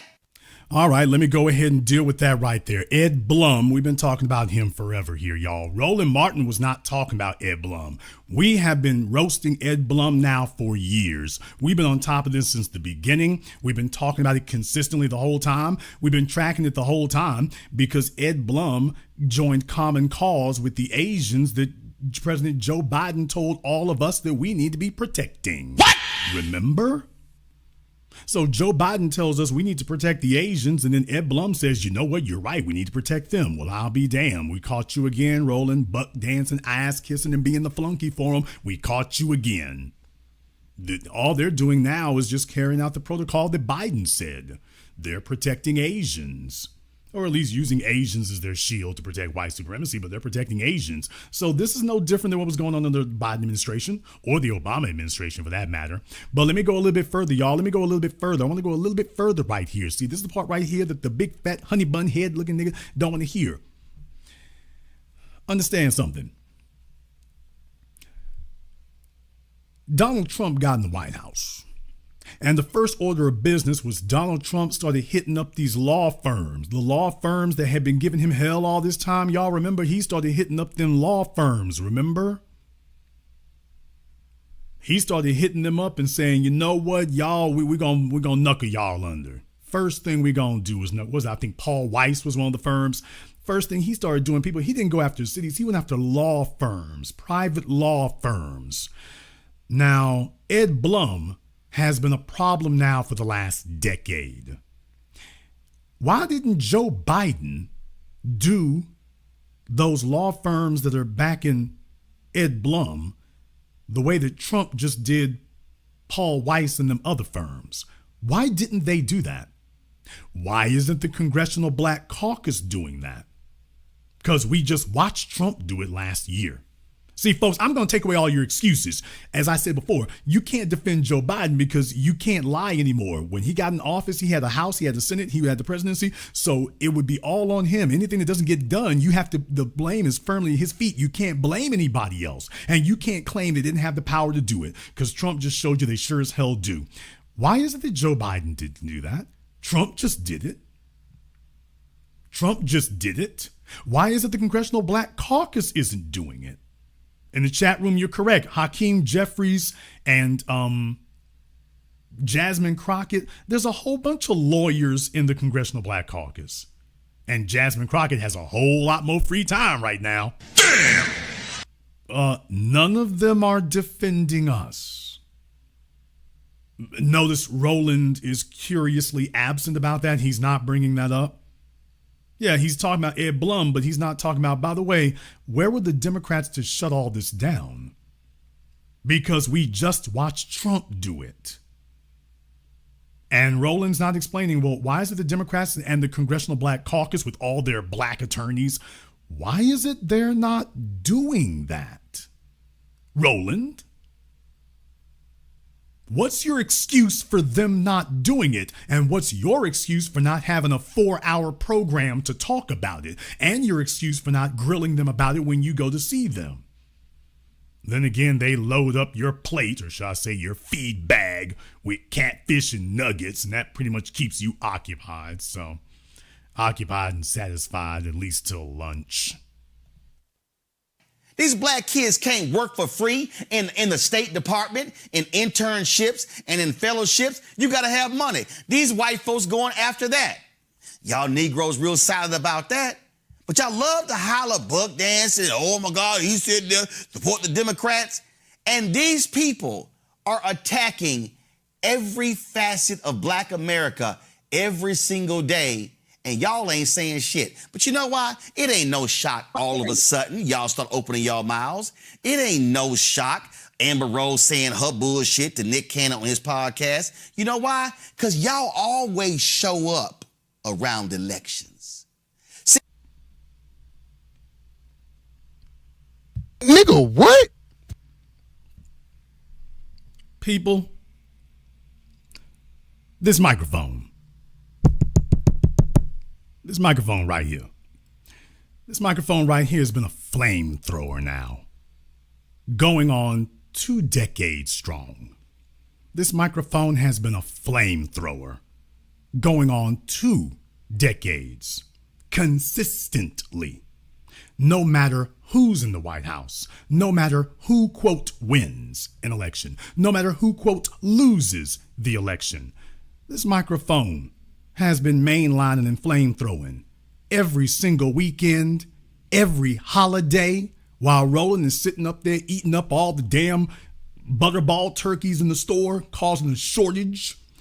This microphone is on every single weekend for going on 2 decades, every holiday, with many of you joining me, joining the call to the faithful. Now, we've been talking about these issues the entire time. Roland wouldn't know because he was loading up his plate with catfish and cornbread, so he wouldn't be aware of that. He's just saying stuff. And we've been here in the meantime and in between time, consistently. So, no, sir, the only reason is because you only wake up when an election happens. We are here every day campaigning every single weekend. You see, we are not motivated nor controlled by an election. Elections are irrelevant to us, except it keeps score about who's the next person who's supposed to, quote unquote, be in charge. We are here all the time, every time, including holidays, which you are never around for, Roland. Never. We are, and I do mean we, because I have thousands of people who join me every time there's a holiday, New Year's, 4th of July, Dr. King Day, Christmas, Thanksgiving. While everybody else is watching football games and other garbage, we sitting right here. This is the religion. Their religion is white supremacy. Our religion is black empowerment. And we are here every holiday, something you've never been able to say. You've never been able to say that because you can't do it because you never would. If anyone even suggested that you do it, you would tell them, I don't have to do that. So, no, we didn't just show up because there's an election. We're here all the time. It's you who doesn't wake up till there's an election, and it just seems like we're here when you wake up. Yeah, we're here when you wake up because we here while you sleeping. While you sleeping and lounging and loafing and bull jiving, we working. And when you finally do take off your CPAP machine and shrug off your sleep apnea, you wake up groggily and see us working and you figure, oh, then it's election time. We've been here the whole time. It's been you who's been asleep. Yeah, I find it real interesting how a whole bunch of these Simple Simon Negroes were real quiet last year. They were real quiet when Doge was destroying billions of dollars of contracts. They were real silent when they were getting rid. Okay, whose billions of dollars of contracts were they destroying? Ours? Show me the black folk getting billions of dollars of contracts. He's acting like we were getting billions of dollars of contracts. Who are you talking about, Roland? I mean, I know some of your people were getting some of that stuff. I know some of them were. You folks, where's the billions of dollars of contracts, quote unquote, we were getting? Where's this fictional bill? What is he talking about? He just said billions of dollars. Okay, he can't be talking about us. He can't be talking about us. So what the hell is he referring to? Because he can't mean us. Billions of dollars of contracts. They were real silent when they were getting rid of grants for black health and sickle cell. Oh, I thought y'all was super black. Oh, they were slashing grants for black infant mortality and. Okay, folks, there were grants specifically for, quote, black infant mortality because Joe Biden and the Democrats have never shrugged off telling us they can't do anything specifically for us, you big fat lying sack of crap. They said they can't do anything specifically for us. So now he's telling us that they were giving grants specifically for that? I thought you all said you couldn't do anything specifically for us. This is all looking real funny style and curious crazy right now, Roland. Are you sure you're not just making all this up and freestyling as you go along and making a fool of yourself? You sure you ain't doing that? All those different things, but it was mighty quiet. Oh, but 2026 hits. And lo and behold, what happens? We got an election that's coming up. And all of a sudden, the usual suspects come running out from behind the rocks they've been hiding under. So I know some of y'all say, well, you know, and then they always say, well, he always calling us names. If y'all call me a tether, I'm going to call you punk ass some names. Okay. Well, Roland was talking about us for years first. So, I mean, that's a whole different matter. But that doesn't bother us one way or the other. If you were somebody that we respected, Roland, that would bother us. But you're not. So, yeah, there's that. And what I'm saying is, all y'all so-called super black people, y'all really anti-black. Because, see, you're anti-black if you're quiet about what these corrupt thugs are doing, but then you ain't saying nothing. So- okay, Miss Professor with the white Nike hat on, white Nike baseball cap on, ma'am.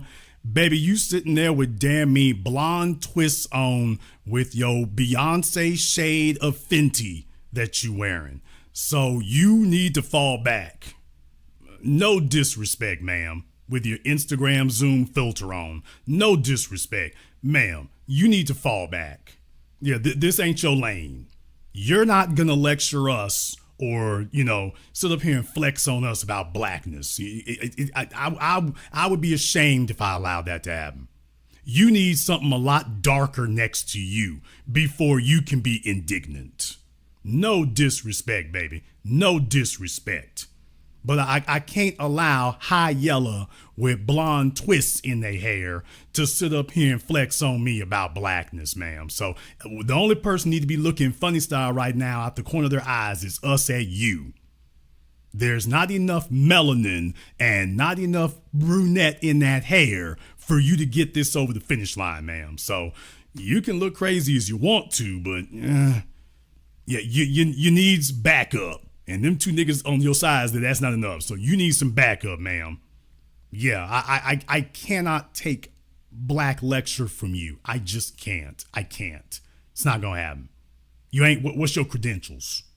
Where's your standing? You're gonna have to yank all that damn phony, onion ring hair out before you can talk to me like that. What? Yeah, baby, you're gonna have to get them curly fries. That curly fry hair you got going on right now, you're going to have to get that out of there. That golden brown curly fries with the Nike baseball cap, you're going to have to yank all that out first before you can side eye on this issue. So I know that's what I'm saying. Roland is bucking y'all up right now.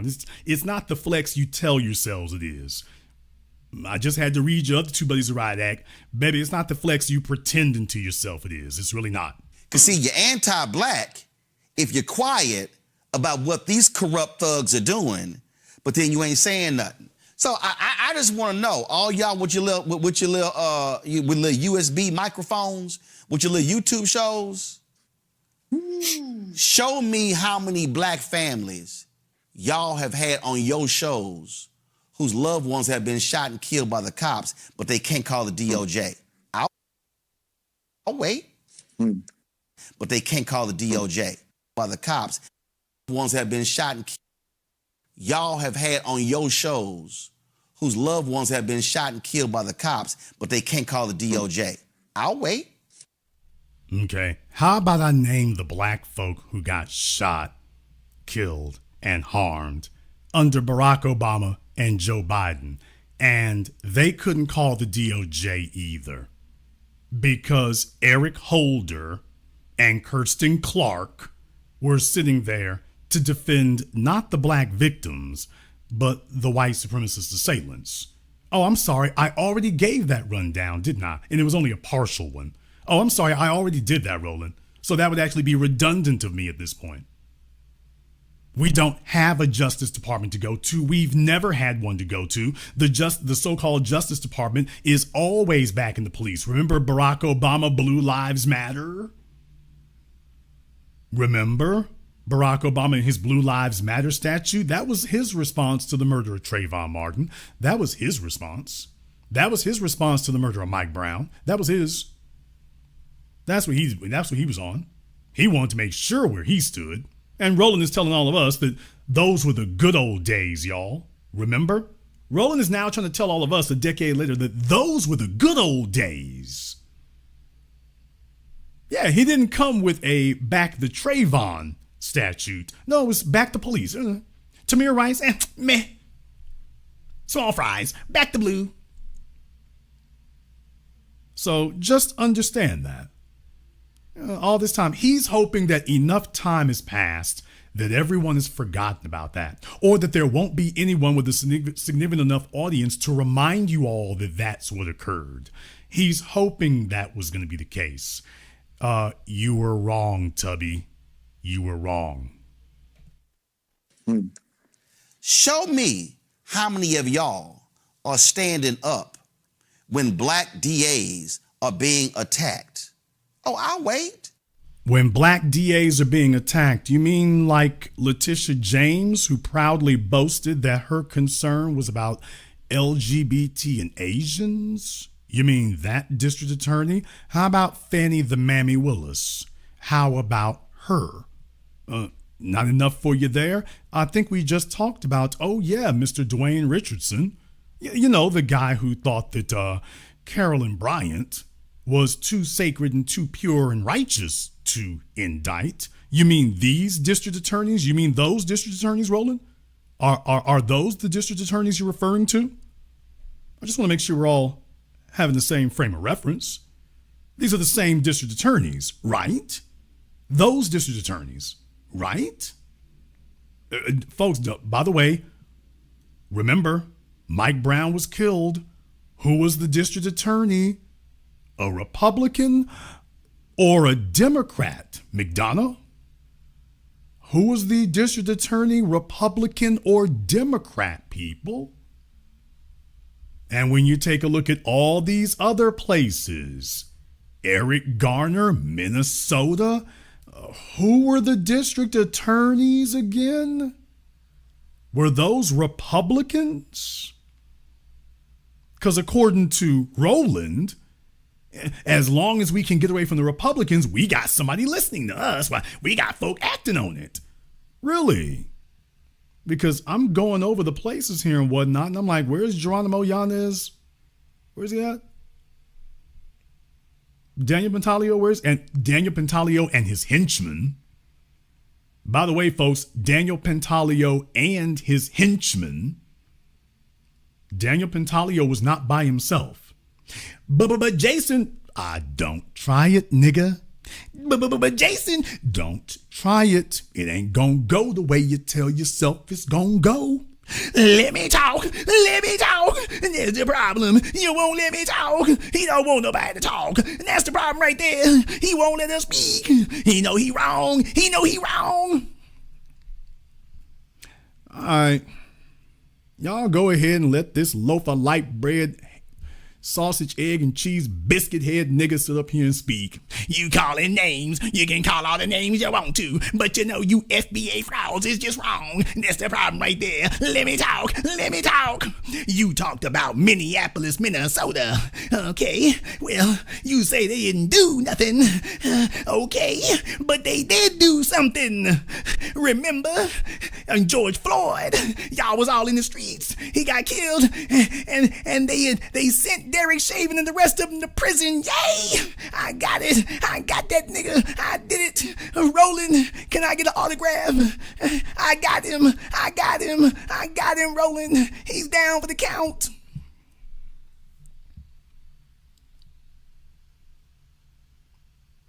I don't want you all to ever forget this. Keith Ellison, the Minneapolis Police Department, they were going to let all those people go. The same way that they did in Baltimore with Freddie Gray. See, we have to remember the names. We memorialize them and have to remember the names because we have to stay on top of that. They were going to let all of them go. Those of us who were here 6 years ago, you remember they were going to let all of them go. It was only because people took to the streets and would not leave them.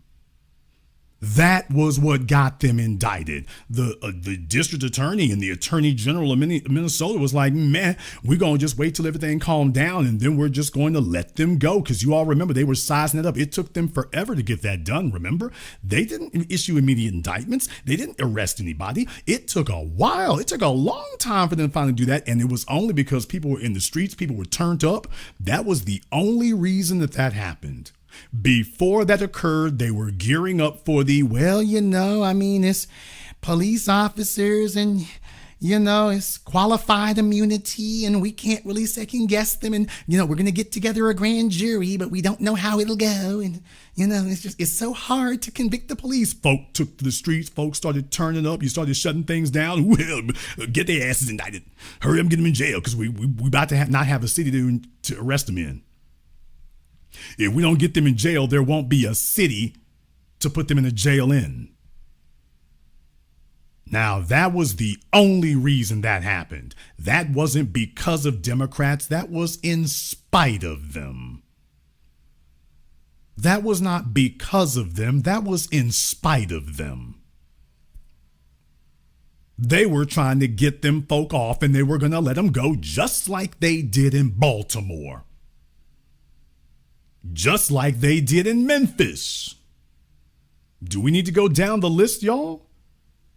How many places are we showing here where groups of police officers descended on one black person, murdered them in cold blood, and we can't do nothing? And it's your Democrats sitting right there presiding while it happens.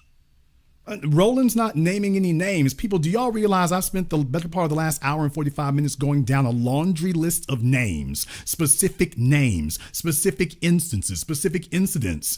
And the bowling ball never does that.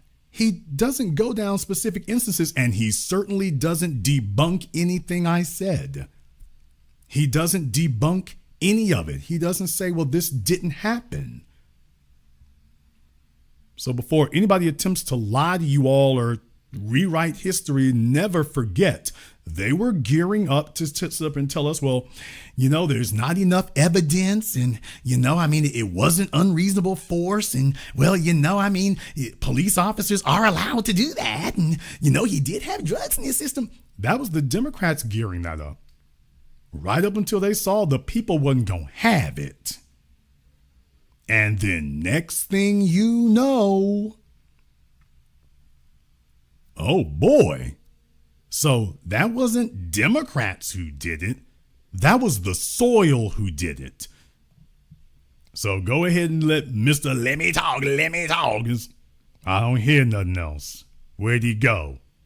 Well, he must have run back to Roland. Show me how many of y'all are sitting here standing up for black women, 600,000 laid off, 700,000 black men. The black unemployment rate has gone up. Ain't it amazing how all of these loudmouths are mighty quiet about black unemployment? Folks, black unemployment has always been high. This is what the hell I'm talking about. He's talking like these are new things. Well, it was good before, but now it's bad. Folks, when has the black unemployment rate ever been good? When has it ever been anything other than disastrous? When have we, that's why I say we're going to be under attack. We're under attack. We've been under attack. This isn't new. This is the damn head game he's trying to play. Like these are new things. This is a new occurrence. Everything was fine right up until now. It's like, this is the way it's always been. This isn't new. This is the status quo. And now he's trying to convince all of us that everything was fine right up until now. We really went bad now. It's not really been bad. It's been this way. Oh, yeah, and who was president when those numbers spiked? Joe Biden, by the way. Going sky high, but y'all still got smoke for Kamala and Joe. Now, I ain't got a problem if you have a real critique. We have years of real critique. So you literally can't quote anything that we've said that is not a genuine, real, data-driven, fact-driven critique. You can't name a single one that isn't. What you don't like is that she doesn't like to pay you if you can't beat us. Kamala didn't want to pay you because you couldn't beat us. And ultimately, they just had so much money, they just threw you a few shekels anyway. But yeah, the real issue is not that we didn't have our dead to rights. The real issue is you didn't have anything to refute us with. Because you can't. Of Kamala Harris or Joe Biden. But I noticed you're real quiet about Donald Trump. And my last point before. Okay. We're real quiet about Donald Trump, y'all. Real quiet. Real quiet about Donald Trump. We were on his bumper the moment he got in office. Real quiet about Donald Trump, right? Real quiet about Trump, right? Remember? Y'all were real quiet about him. Real quiet. MAGA, Trump, Musk, war. MAGA, Elon, Trump. Yeah, Candace. Yeah, all right. MAGA, Charlie Kirk, MAGA, white supremacy. Yeah, okay. JD Vance. I'm gonna leave that JD Vance one here because I keep reminding you about it. Trump, by the way. Yeah, we were real quiet, Roland. Been talking about it now the entire time, but we've been real quiet. Yeah. Every other week we're on them, and lately we've been on them every single week. But yeah, when you don't actually have a point, you just go make things up, and now you just make an ass of yourself. It just becomes that.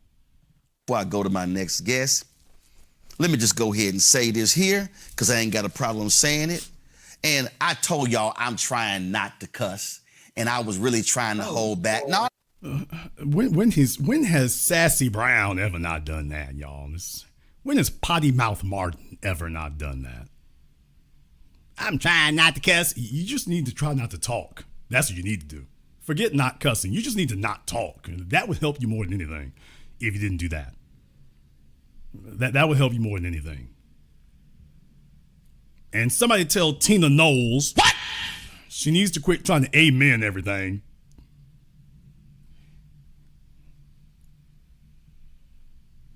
Tina Knowles and Smelly Roland, Destiny's mama. Yeah, it's just, that's the group we got going on here right now, is Destiny's mama. They too old to be Destiny's child, but Tina Knowles and Smelly Roland here need to, I mean, not Kelly Rowland, but over there on the far right, Smelly Rowland is, they need to do that instead. But it's, y'all, you chose the wrong dude to amen. It's not going to work. No, leave it on the forge. I'm really trying hard not to cuss, and I really want to go there. But you sorry assholes. It's amazing how y'all had a whole lot of shit to say. Where Kamala? Where Kamala? We don't see Kamala. Where Kamala? What's she doing? But y'all ain't got shit to say about JD Vance. Nigga, what? What? Nigga, what? What? I've been on JD Vance's bumper 5 months ago. I did not bring receipts. I brought invoices. I do not tell you what you paid. I tell you what you owe. So there was a reason why I showed you all this from the beginning and told you keep this in mind about JD Vance. Almost 2.5 hours, people. 5 months ago. 2.5 hours 5 months ago. Not 5 days ago. 5 months ago. And I talk about JD Vance. I talked about him last night. I keep reminding you all. That's Peter Thiel's mole in the government. That's Peter Thiel's mole. And I keep reminding you all, the Afrikaner Peter Thiel, this is his agent in the government. And never forget what his mission is supposed to be, which is why he is second in command, which is why he is the youngest. He's got time. Peter Thiel chose a young horse that gives him time. So they don't have to move quickly with JD Vance because he's younger, so they got time for him. They have time to bring him, and if they need to bring him back. So I've had my eye on him the whole time.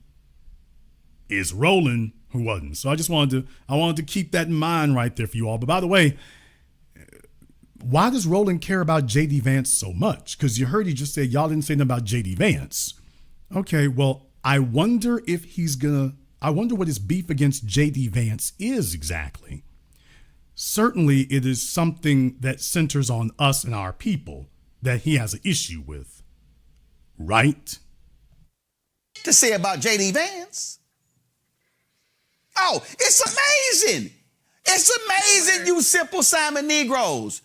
Where Kamala? Where's she at? She ain't doing nothing. What's she doing? She ain't doing nothing for our people. JD Vance ain't doing a damn thing. In fact, JD Vance is dogging black folks. JD Vance still ain't been held accountable for the bullshit he said about Haitians in Springfield, Ohio. That was a lie. Ohio, that was a lie. Folks, Vance, damn thing.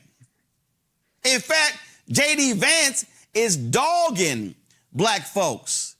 JD Vance still ain't been held accountable for the bullshit he said about Haitians in Springfield, Ohio. That was a lie. Nigga, what? Did I call it? Or did I call it? Hey, Tina Knowles, get your head back up with them crispy curly fried twists you got. Get your head back up, ma'am. Get your head back up. Don't be hiding it now. I wanted y'all to know about that. I wanted to remind you all because I know where I'm steering this thing. I'm not just wandering around. I wanted you all to hang tight with me so that you see where this comes from. Because wasn't he just a few moments ago telling us that why it's only 25%. Why does he not get credit for the other 75%? Wasn't he just asking that? Why is it that he doesn't get credit for the 75% of his lineage? And I said, because you are obviously beholden to the 25%, and that's clearly where your allegiance and deference is. And he didn't even make it out of this video before he turned right around and proved every syllable I said was right. He didn't even make it more than a couple of more minutes before he reverted back to his real ethnic identity. Exactly the way I told you he would. There it is.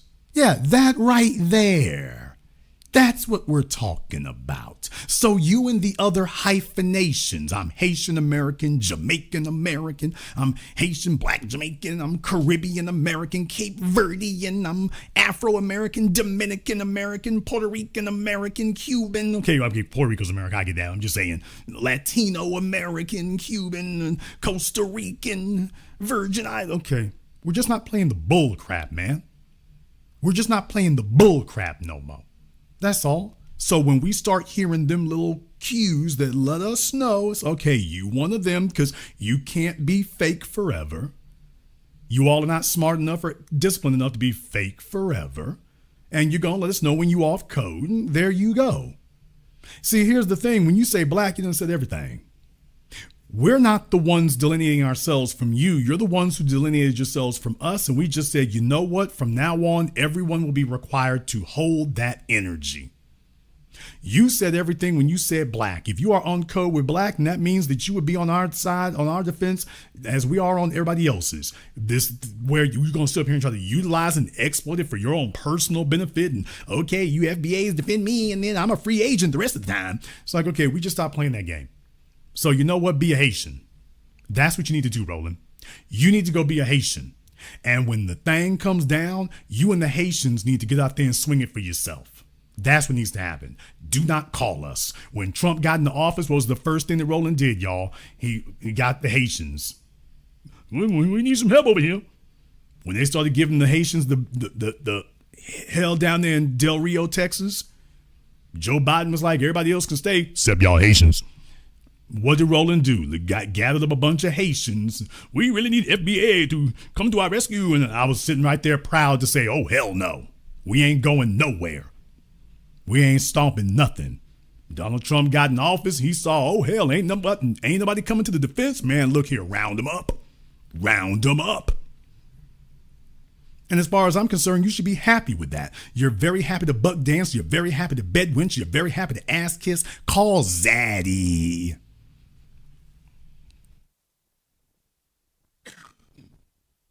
Get your ass on Tinder and call White Zaddy.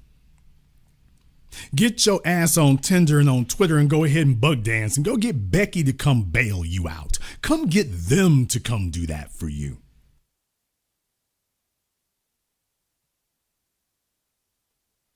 We look on your timelines and whatnot, and you are very proud to let us know that you are Christians and you ain't black. You know, he keeps denigrating black. Y'all super black, super black. So you're not, Roland?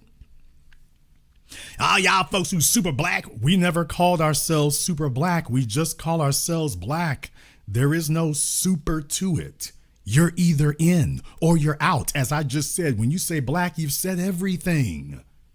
And yet he's denigrating it and mocking it. You all notice that. He's mocking y'all pro-blacks and y'all super blacks. Okay, Roland, this is why we distinguished ourselves from you. And so when you and your fellow Haitians get yourselves in trouble, you need to call the Haitian delegation and get them. Call Karine Jean-Pierre. We all saw how well that turned out. Go call her. Don't call us, because we're going to be quick to tell you kiss our asses. We're not here to back you up. So go be Haitians is what you need to do. You need to pick up and carry your ass over there and go be Haitian. Since you want to put a hyphenation and you want to put your emphasis and your focus on, wait now, what's happening to the Haitians though? They doing stuff, as you just articulated, they've been doing stuff to the rest of us here all over the place nonstop the entire time, although you think things were great when Democrats were in office, so apparently you don't think it was all the time. Well, I say it was all the time, but he wants to make a special dispensation and a special acknowledgement for Haitians. Yeah, everybody else catching hell, but really, what about the Haitians though? Now, what about JD Vance? Now, you all know this. When I talk about JD Vance, I'm talking about when JD Vance was defending those Republicans up, the young Republicans in New York, attacking us. Notice Roland didn't say a word about that. I did a whole program focusing on JD Vance, specifically JD Vance, defending the young Republicans who were basically giving us Hitler talk. You know who didn't say anything about it? Pork Roland Martin. That's the one who didn't say anything. He didn't say a word. Roland Hogmoggs didn't say anything about that. But he's very offended. He didn't care about what JD Vance said about us. The 75%. He didn't care what JD Vance said about the 75% of his lineage, alleged lineage. But he's very offended about the 25%. Now that he's taken out time to attack us over. He's not even attacking JD Vance. He's attacking us. Over a group of individuals who should not even be on the soil in order to get insulted. And deal with it, nigga. By the way, one more thing. They shouldn't even be standing on the soil to be insulted, Roland. So once again, these are your tether family values. They shouldn't even be standing here. Even if they think they're owed reparations, you're owed reparations back in Hispaniola, not in Cleveland, Ohio. You're not owed anything in Cleveland, Ohio. Everything you're owed is back in Hispaniola. So they shouldn't even be here to get insulted or offended or deported back to the wonderful world of Hispaniola. They shouldn't even be here for that. He's not going to bring that up either, by the way. Maybe that's because he's ashamed of it. Could be that. But oh yeah, he didn't say anything about JD either. Not about us, but about his 25% of his lineage. Oh, now that he's very much offended over to this day. That's the part that bothers him. Not what he said about us. That doesn't bother him. What he said about Haitians. And this is right after he said, well, I don't get no credit for the 75%. No, nigga, you don't. And I wanted you all to remember it so that when I brought it back to this moment, it would all be wrapped up and make sense. Full circle. JD Vance ain't doing a damn thing. In fact, JD Vance is dogging black folks. JD Vance still ain't been held accountable for the bullshit he said about Haitians in Springfield, Ohio. That was a lie. But y'all super black folk can holler about, man, y'all sitting here, yeah. And I know all y'all gonna make your little videos. And I'm gonna close with this here. See, I don't need to get clicks mentioning your name, because your names are meaningless. Okay, if our names are meaningless, why are you talking about us? I mean, that you're just contradicting you. When people do this kind of stuff, y'all, it's really silly. If our names are meaningless, then it would literally be silly for you to be talking about us. I mean, I don't talk about the guy who was panhandling on the street corner this morning. I mean, he's not, no disrespect to him. I mean, he's not meaningless, certainly not in the internet sense.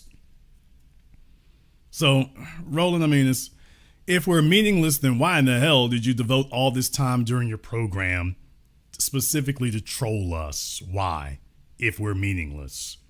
I mean, basically you're saying you're off your meds, I guess. So that literally makes no sense to say that. So very clearly we are very relevant and very meaningful because you've dedicated a lot of time and ire and rising blood pressure, and in your case it could be deadly, for doing that. So yeah. Because if I add 10 of y'all up, you still don't equal this audience. So then you go down to his comments section, y'all. Y'all can go down to the comments section on this video and go take a look at who's in the comments section. Go down into the comments section on this video and you can see who's in the comments section. And go take a look at who is commenting on his videos, y'all. So he doesn't want to go down that road either. That's not the flex you tell yourself it is either. you're going to need to use my name to get you some clicks. So I'm going to go ahead and help you. All y'all can kiss my ass because you're actually anti-black. Because you don't defend black people. You don't stand up for black people. You don't invite the black folks on your shows. But what you do is you criticize other black people who stand up for black folks, and y'all use your little silly ass cover of you work dancing for the Democrats. Oh, you a shield. No. See, smart black people understand that. See,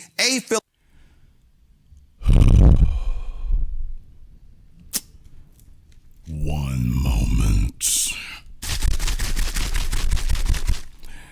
That's right, folks. Even when I'm on the road, even when I have the mobile podcasting studio on the road, I've got a cooler over here with necessary electrolyte enhanced beverages. And, of course, the Pepto-Bismol. You would have figured that this is just to protect my ulcers. This is not really anything. It's just to protect them and make sure it doesn't flare up. And I can feel a flare-up coming on right now based on what I'm about to hear next. So that's why I'm getting myself ready, because I'm predicting a flare-up based on what's about to be said. For black folks, and y'all use your little silly ass cover of you work dancing for the Democrats. Oh, you a shield. No. See, smart black people understand that. See, A. Philip Randolph knew what he was doing in 1948 when Truman was running against Wallace and Strom Thurmond and also against Dewey. So he knew what was going on. So even though Wallace was a socialist, a progressive, he was putting pressure on Truman to use his power in the White House. And so Truman knew that he could not win the election if he did not desegregate the armed forces, if there was no civil rights plank in the 1948 Democratic National Convention platform. See, some of y'all are so clueless about politics that you have no idea what the hell you've been talking about, because all you're doing is smacking your gums and saying nothing. Okay. Roland just slam dunked on himself. And of course, with a head the size of an NBA regulation basketball, I can understand why it is he wouldn't understand that. But Roland just slam dunked on himself. And by the way, crazy visual, Roland Martin getting stuffed through an NBA, basketball rim. What? Damn! Crazy visual. Someone can go AI that visual right quick. It would just be insane. It really, really would. All right, folks. First of all, let's get two things straight here, bowling ball. Number one, this isn't 1948. That's the first thing. This is 2026. This ain't 1948. Second of all, you damn sure ain't A. Philip Randolph. By any stretch of the imagination, you are not A. Philip Randolph at all. So for you to sit up here and pretend that your buck dancing and ass kissing is 4D chess, I want y'all to understand what he's telling us is what he's doing is 4D chess. This is all a part of a well thought out, calculated strategy, what he's doing. All this ass kissing he's doing, this is actually strategy, y'all. This is chess, y'all. You're just too silly and stupid to understand that he's playing chess, y'all.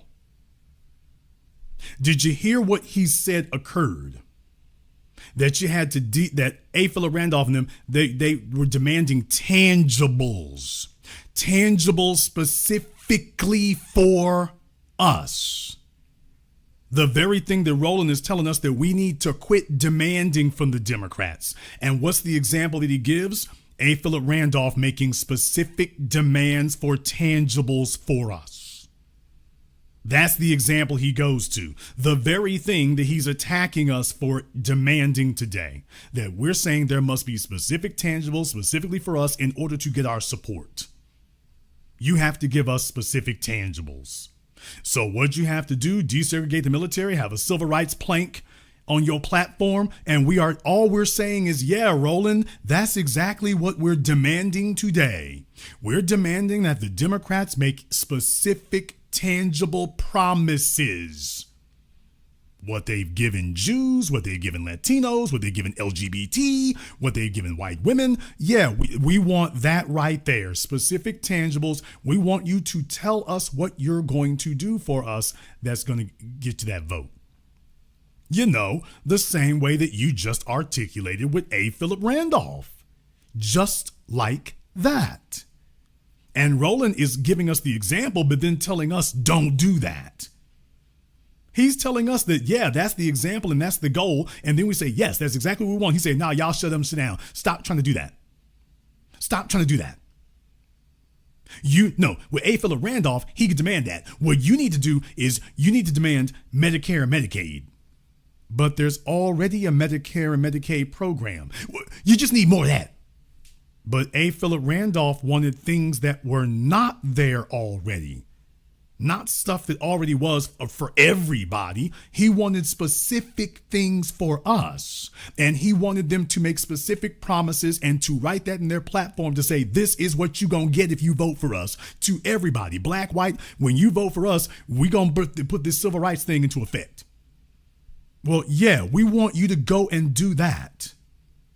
That when we elect you, that's what we're going to get. And you tell all the folk who want to vote for you that when you vote for us, you're not going to be pushing black folk on the outside and telling them that everybody else going to get something and they're going to do without.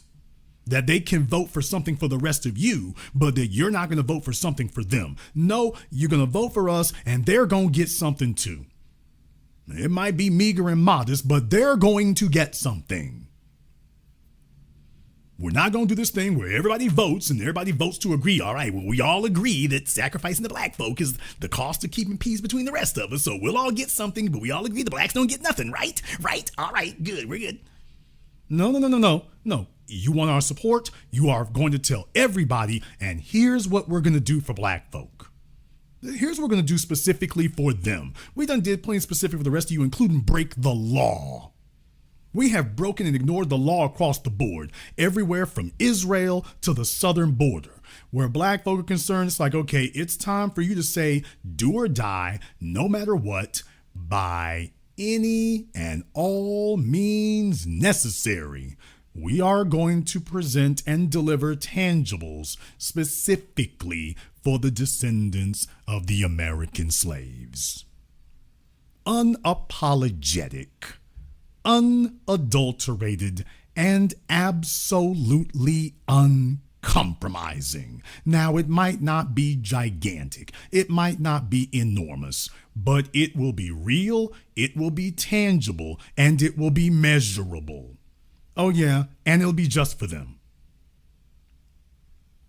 You know, like what A. Philip Randolph was doing and got.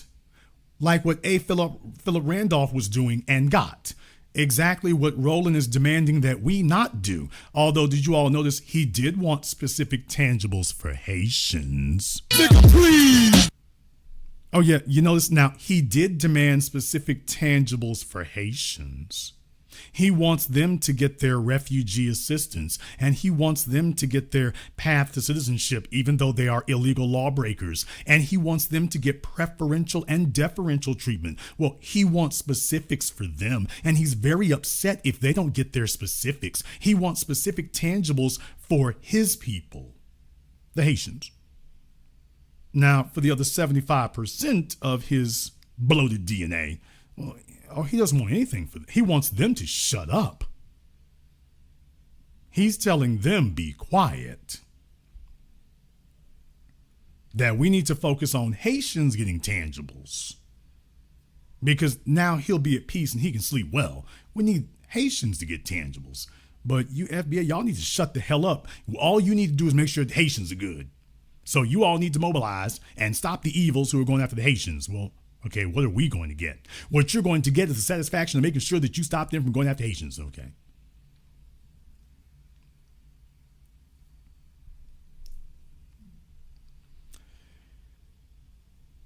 I could keep going.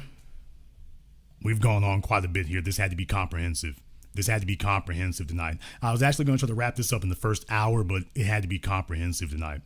I had to be comprehensive here because I wanted to go into this next part. The next part I'm going to say here is going to be directly addressed to you, Roland. And folks, I'm not going to engage in the usual sarcasm that I am so famous and infamous for. I want to say something here for a few moments in all candor. I want to say this directly to Roland Martin. For the longest time here, you and your ilk from the old dead black media have been crying and complaining because the tides have changed. The world has changed.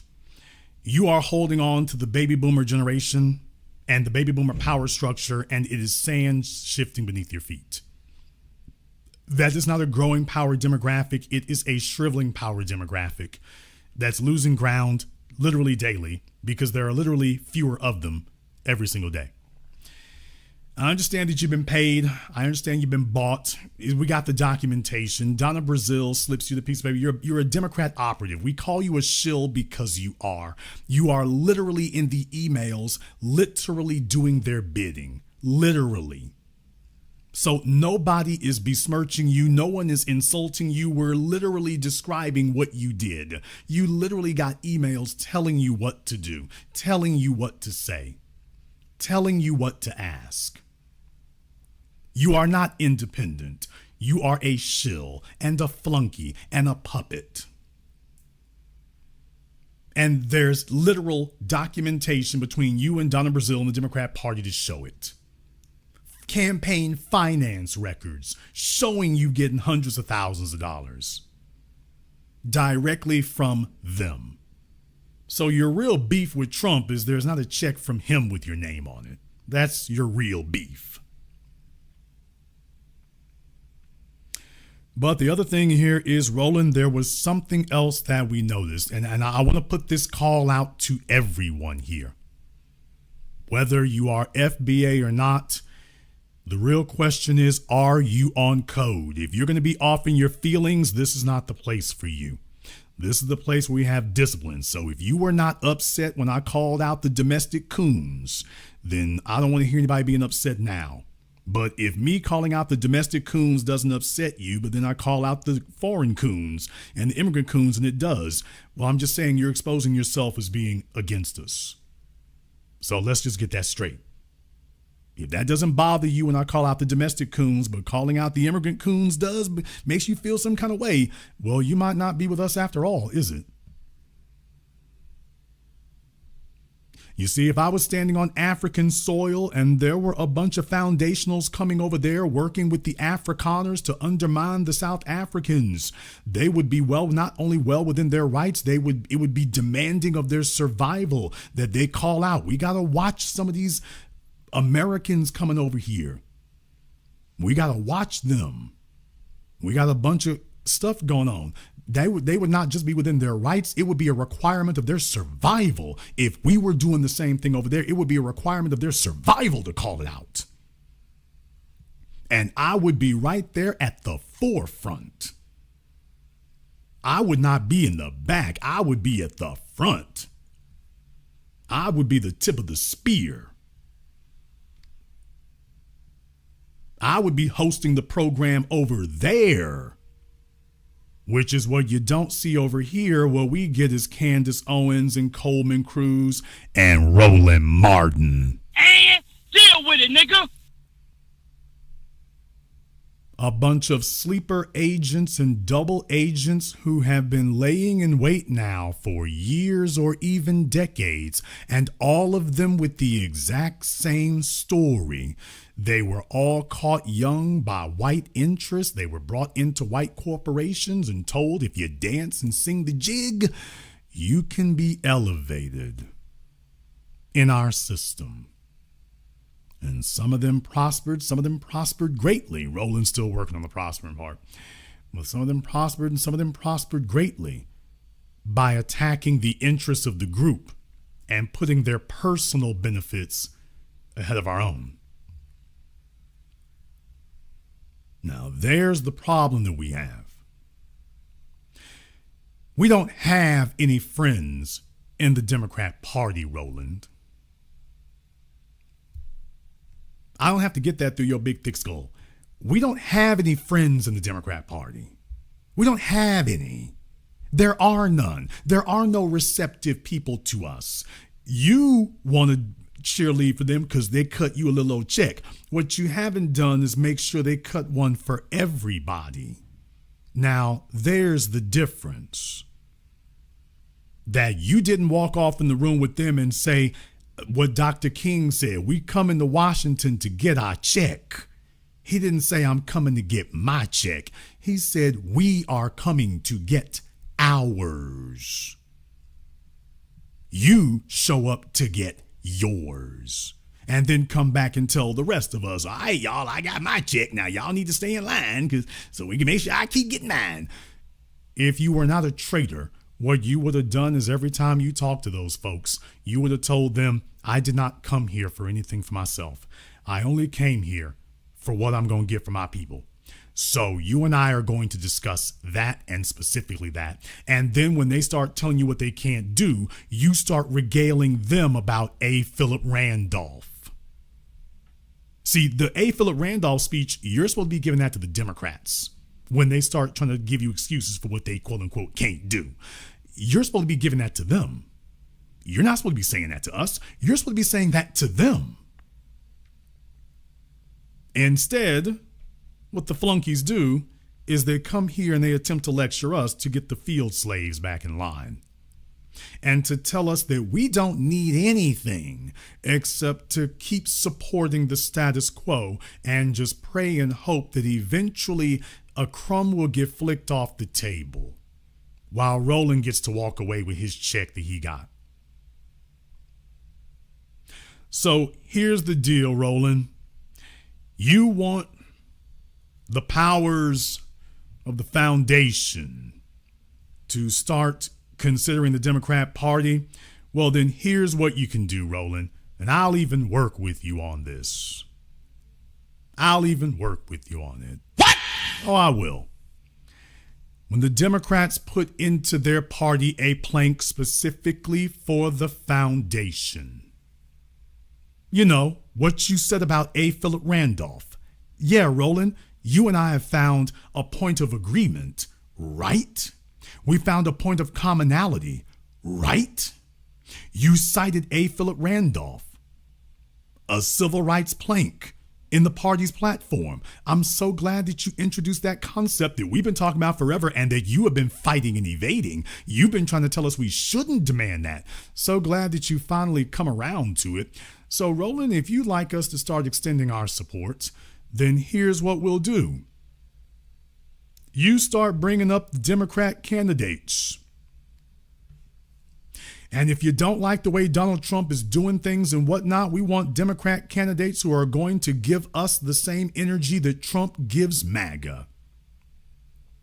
The same energy that Trump gives MAGA that you keep complaining about, you bring us candidates who that's the energy that they bring to us. And then we'll start considering supporting them. If you want us to just get nakedly political. You know what, Roland? I was about to say trolling, but then again, Freudian slip. Damn! But that right there, You want us to support Democrat candidates? Okay. Then, Roland, what you will do is you will bring us Democrat candidates who come to us with a specific platform that serves specifically us. They can have a bunch of other planks in their platform, but you're going to have a big ass 4x6 board in there for us. On account of the fact that we are not just the foundation, we're the backbone of the party, even though you're trying to dilute the vote with illegals.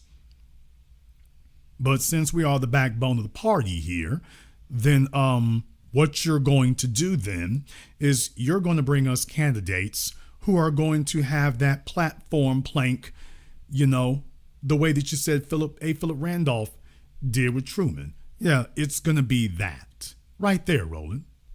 You're the one who suggested it. You're the one who introduced it. Then from here on in, that's what you're going to bring us, right? And you would like us to support them? Oh, I'll do you one even better than that. Not only will we support them, we can campaign for them. Nigga, what? I said that. Nigga, what? I said that.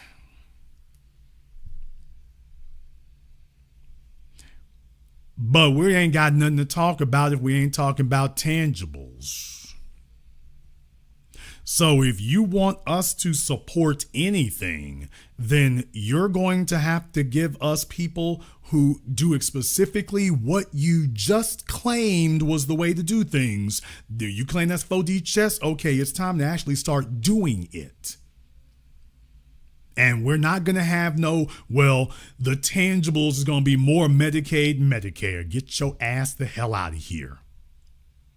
You are going to come to us with a specific economic platform. Let's try this one more again. You're going to come to us with a specific economic platform. That's going to be the topic of discussion. That's going to be the campaign plank. Anything and everything outside of that is tertiary and extra. We only want to discuss the economic platform. Because remember, you were just regaling us about how Donald Trump is sitting up here doing everything he does is economic. You need a pardon? Slide that bread. You need to go ahead and get some crypto? Slide that bread. You need to go ahead and get a business deal? Slide that bread. You want this international deal? Slide that bread over here. You want to go ahead and put through some securities on Wall Street? Slide that bread. Okay, well, you know what? Yeah, we need a Donald Trump for us is what we need. Yeah, you want to know why it's not so offensive to us? Because, yeah, the Democrats have no problem doing that for everybody else except us. You want us to support somebody? Bring us somebody who's going to bring us that Trump energy for us. That right there. Because your only complaint about Trump is he ain't sliding no bread to you. That's your only complaint about him. Well, you know what? That's my complaint about him too. Because if we had enough economic resources, we could stop him from doing all these other heinous things. You want me to support a Democrat? I need a Democrat who's talking about sliding that bread. Like they are for everybody else. You know, like they gave money to the Asians in New York City, specifically for Asian businesses during the pandemic. Black folk all over the place, ain't no money for you, but there's money specifically for Asians, and no Ed Blum, by the way. What? Damn!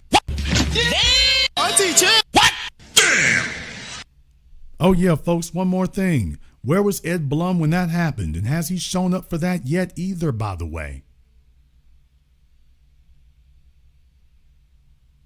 Shouldn't him and his law firms be shut down for racialized targeting of people right there? That should be a violation of your law license. That really should. Why is there not a Department of Justice operating on that? That you're operating your law firm in a racially discriminatory manner. Why are they not doing that? But oh yeah, by the way, y'all did notice Ed Blum didn't have anything to say about the Asians getting straight cash money simply for being Asians. So Roland, if you want us to support anything, why is it that you are not leading the charge on this? Why does Jason Black have to say or do anything? You should be the one leading the charge on that. Instead of you trying to convince everybody that we should vote for Democrats for nothing, why is it that your whole speech is not going to be about this is what they're going to do for us? And oh yeah, not you talking, you bring the candidates on and they say this is the platform and this is what it will be and this is what we're going to do. Now, why is it you keep fighting having that specific conversation, that this is specifically what they're going to do? Y'all be talking about Kamala. Y'all be talking about Kamala because Kamala has made sure that her husband's people are good. What? Kamala Harris made sure her husband's people are good. She made sure of that. Shout out to my biracials. You ain't catching strays. I just got to put that in its proper context. To my riders, y'all know I got to keep the heat on the coons. I got to do it. Y'all know better than anybody. You got some biracials who are solid, but y'all know what's going on with most of them. Well, Kamala Harris made sure her husband's people are good. They didn't have any problem with that and didn't make no bones about it. Roland, then you're not going to make any bones to us about it either, to make sure that specifically we are good, because we are in way more trouble than anybody else. Her husband's folk are doing great. We're the only ones in dire straits. So we need you to have candidates who say all hands on deck for the foundation. This is 400 years overdue. We got to make, from here on in, there's a permanent plank to make sure they're good. To get them back on their feet, make sure they're good, and that we stop all these little underhanded things we're doing to undermine them and sabotage them. We're going to stop doing that. So, Roland, if you want us to support your candidates and whatnot, then bring us candidates who that's their platform, that they have one specifically for us, specifically focusing on socioeconomics, specifically for the descendants of American slaves. Not that you're going to don't try to dilute it down into anything else. We know exactly who it's going to be dealing for here, and that they are going to be unapologetic about it. And then we can start coalescing around that. Now, that's something we can start collaborating on. We can start doing that. Now, of course, you would have to get the Democrats' hands from about they're working your mouth like a puppeteer. So you'd have to get the Democrats' hooks out from up in you. In order for that to happen, you'd have to do that. You'd have to actually put the interests of the people, my people, not yours, that 75% that you don't really identify with genetically, the genetic 75% that you don't identify with, you'd have to put that first. Put that 25% on the back burner. Matter of fact, just fling that damn pot off the stove. You'd have to put that first. But this idea that you're going to smuggle your way in, first of all, let me stop. I said I wasn't going to do that, but you're not going to smuggle your way in. You're not going to smuggle in some double talking, double Asian agenda.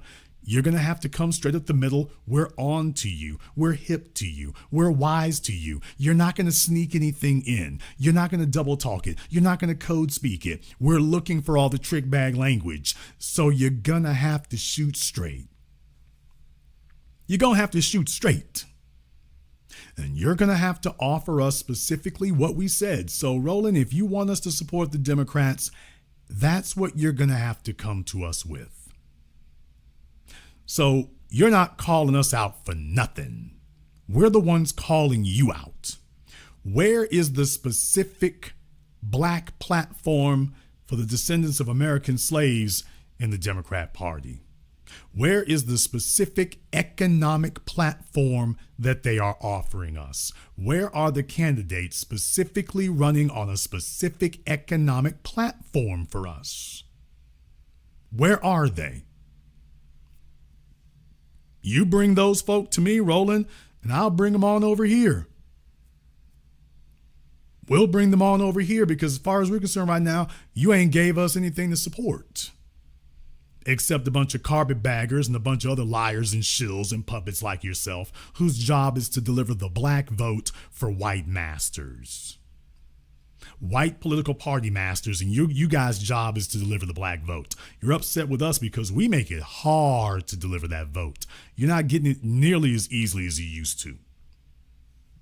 You can't deliver the black vote as easy as you used to, which is why you're spazzing out right now. Well, just understand we're not going anywhere. We're not going anywhere. So that's what it's going to have to be, Roland. Otherwise, you need to explain to everybody why in the hell it is that you have failed to be able to do that yet.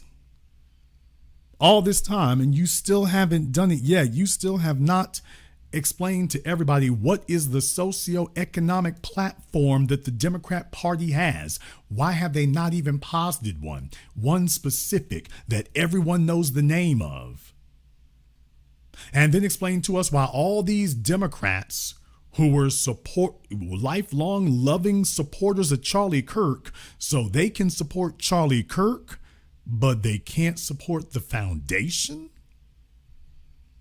Your good Democrat friends that you buck dance for every day, so they have no problem supporting Charlie Kirk with legislation, and they don't care what we got to say, but supporting us is too hot to handle? So Charlie Kirk is perfectly acceptable, even though his people would never vote for them. And they're depending on us to vote for them, and we don't get the Charlie Kirk treatment. Why is it you haven't called that out with those folks in front of you? Kamala Harris, Hakeem Jeffries. It's like, hey, when you're going to give the foundation here that Charlie Kirk treatment? We couldn't help but notice you're giving the treatment. You're just not giving it to them. So, Roland, you're not calling us a damn thing out. You don't have the gravitas. You don't have the credibility. You ain't got the weight, pardon the expression, to be able to do that. But we can call you out. So, Roland, that's going to be on you.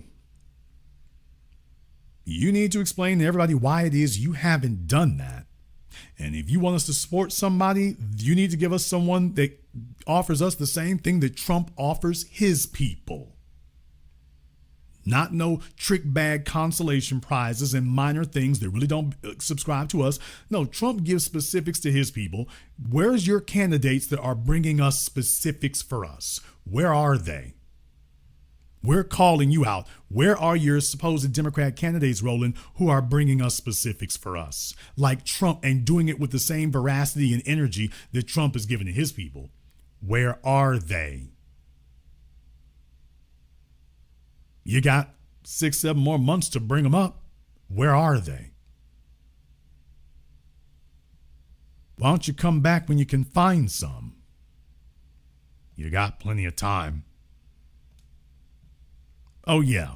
And by the way, I hope you won't be too offended by having to actually support a black issue, because we all know you're not really black. I mean, I'm not slurring you. I mean, it's what you told Richard Spencer, remember? Damn! So it might feel a little bit funny, having to actually prioritize black as opposed to mankind. Since you are not black, you're a man, which, never mind, but yeah, it'll be a little bit uncomfortable, I imagine, to have to actually focus on the black part of it, but and it does call into question whether or not you can find a candidate who would support, the black thing. But then again, it shouldn't be too hard. They certainly had no problem supporting the white supremacist Charlie Kirk. Well, they didn't have a problem with that. So if they get squeamish about supporting us, well, yeah, that's the reason we don't need to vote for you. Yeah, if you can support Charlie Kirk proudly and you can ignore us proudly, yeah, that's why we're not going to vote for that. So, Roland, you're the one in the hot seat. When you're going to bring us somebody who's going to give us the treatment, going to give us that energy that Trump gives his base? Who are you offering us who's going to give us that kind of energy? And is going to say it to the rest of the party that that's what it's going to be.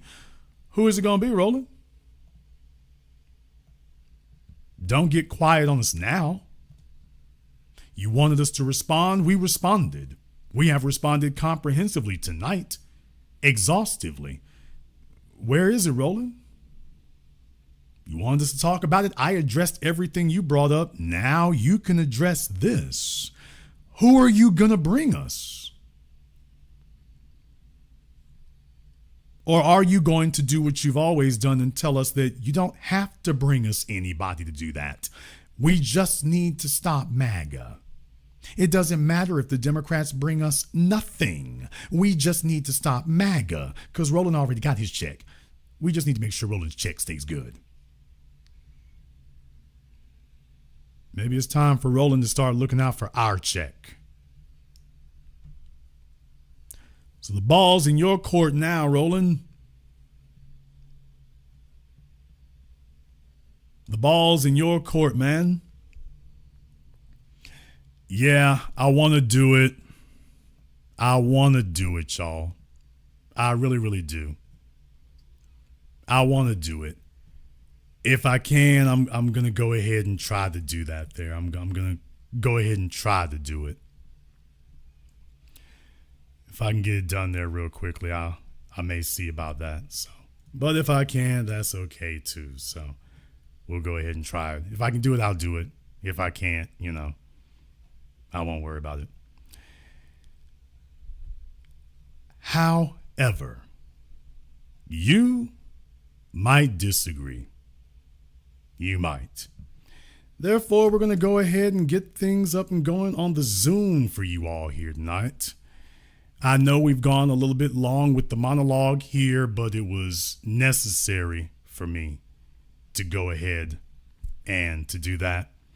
It was necessary for me to do that exhaustively so that now we don't have to address anything else here.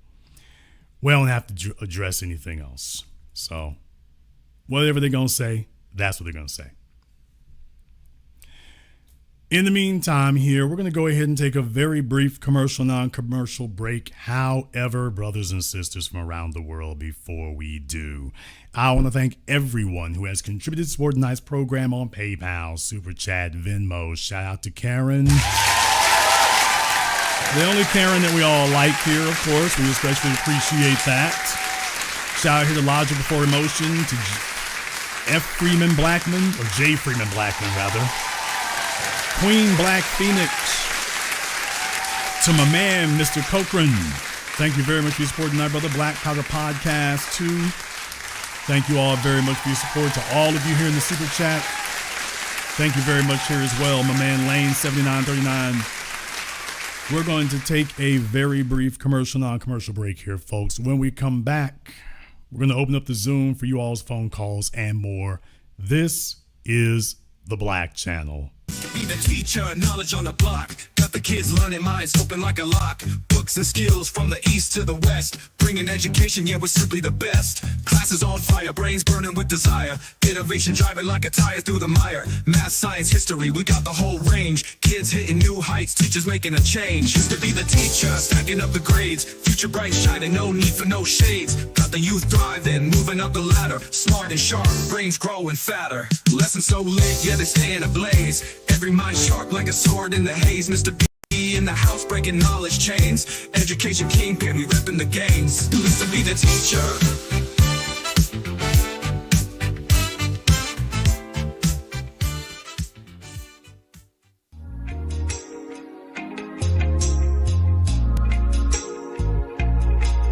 Order yours today to experience all the benefits of Ash Kickin' Body Butter.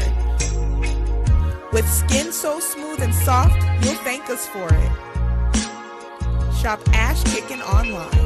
That's ASHKICKIN.com.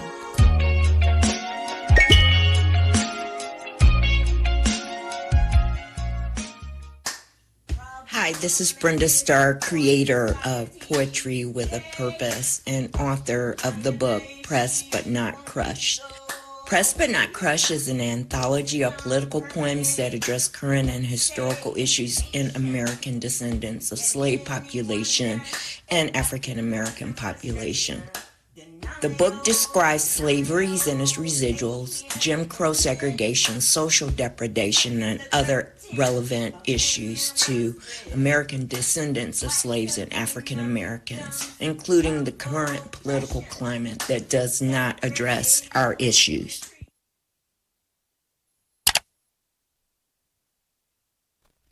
This is the Black Channel. I am your host, your brother, your humble servant, the Black Authority. Very glad to be with you all here this evening here, and I want to give a comprehensive response to some of these things that were said there. You know, you're getting into a midterm election year. The Democrats are very, very concerned about these things.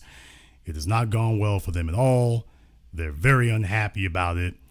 And we wanted to make sure they had an opportunity to stay unhappy about that. Very, very important that they stay unhappy about that. Because the problem that we've had is giving them an opportunity to sit up here and take things for granted. It's been made too easy for them for too long. It was made too easy for too long. And that didn't lead to anything good. That didn't lead to anything good. So Roland Martin has decided to get ventilated about it because, of course, I mean, what else are you going to be able to do in this regard? What else are you going to do? But for us, this isn't a game. This isn't a game for us because, you see, there's nobody throwing out to us freebies and whatnot for us going ahead and dancing the jig for it. There's the reason right there. Roland doesn't like that we say it like that, but that's exactly what the hell it is. That's not a game for us, man. That's not a game for us. Sitting up here having politicians sitting there right in front of you and saying all this mess and whatnot, and then, you know, trying to laugh it off. There's nothing for us to laugh about. Telling us that we need to just vote for politicians and there's nothing to vote for? That's not funny to us. That's not funny to us. To sit up there and have that kind of stuff going on and telling us that, well, y'all just a bunch of fools if you don't just go ahead and vote for what? And you should be too damn horribly offended to sit up here and try to promote that in the first damn place. Voting for nothing. In the 21st century, telling us to vote for nothing. Just vote and don't expect anything. That's plantation talk.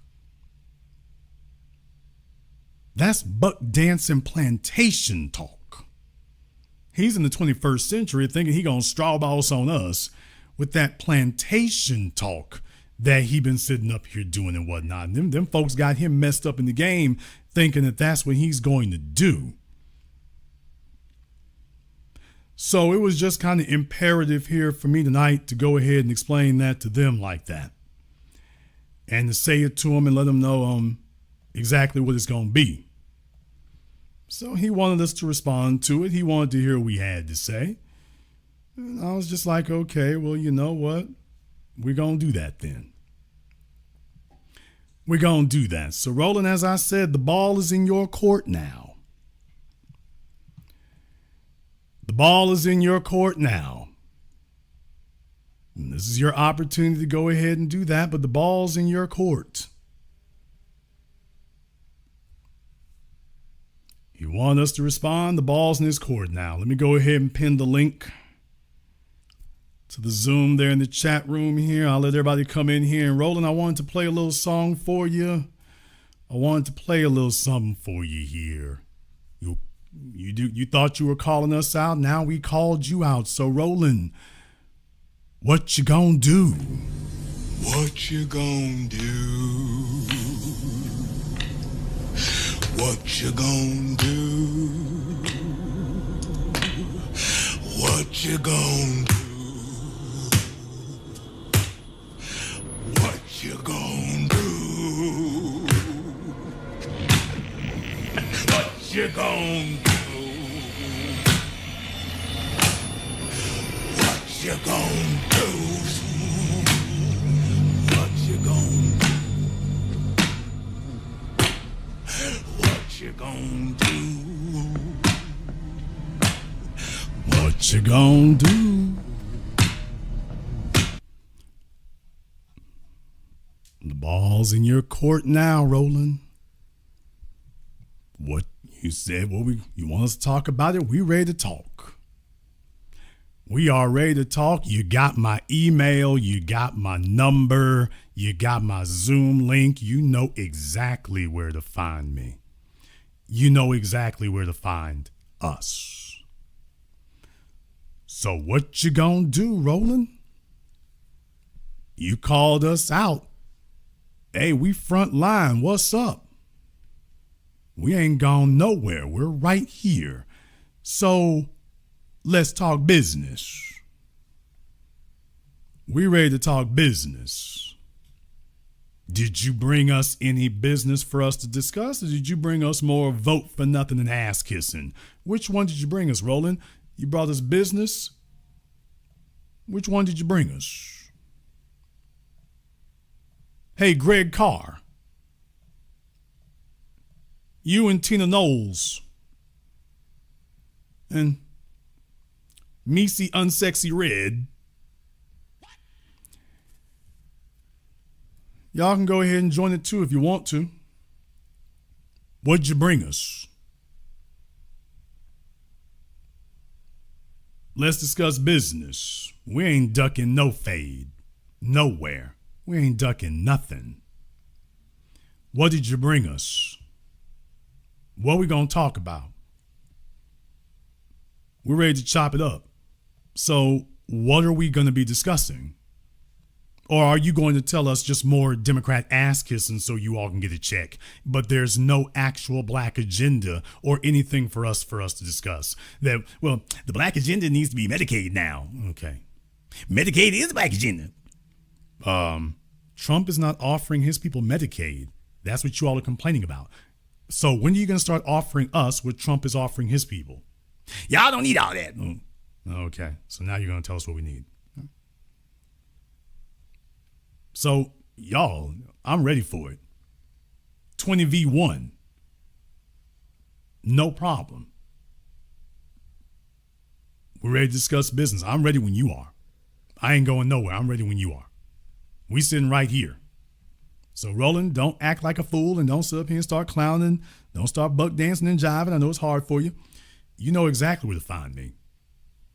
You got Twitter, even though you want to block everybody because you tired of getting ate up on Twitter. You sick and tired of that. It's been a rough decade for you. And one more thing, Roland. By the way, all that garbage ain't working. The reason why you keep coming back and trolling us is because it's not working. If what you were doing were working, Trump would not be sitting in the White House putting boot to ass to y'all all this time. It's not working. It's not working. And it's not going to work.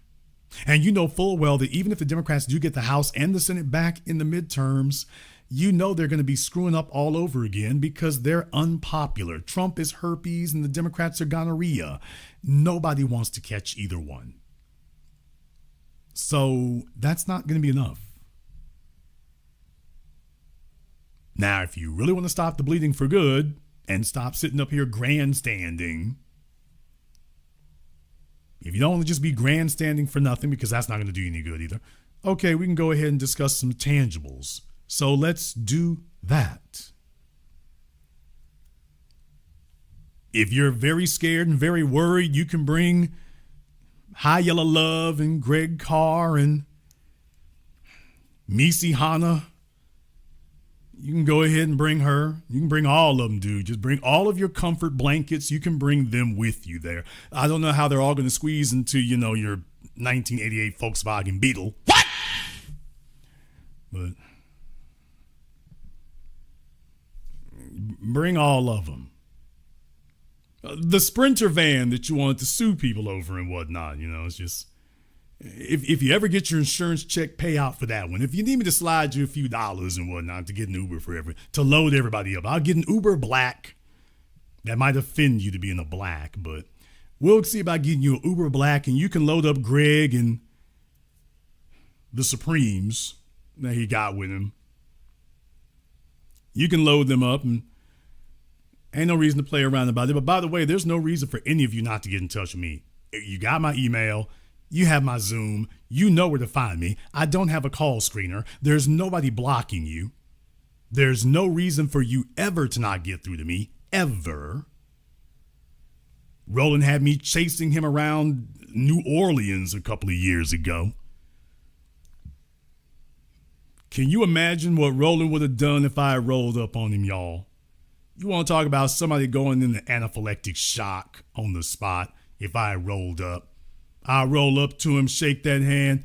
Black first, brother.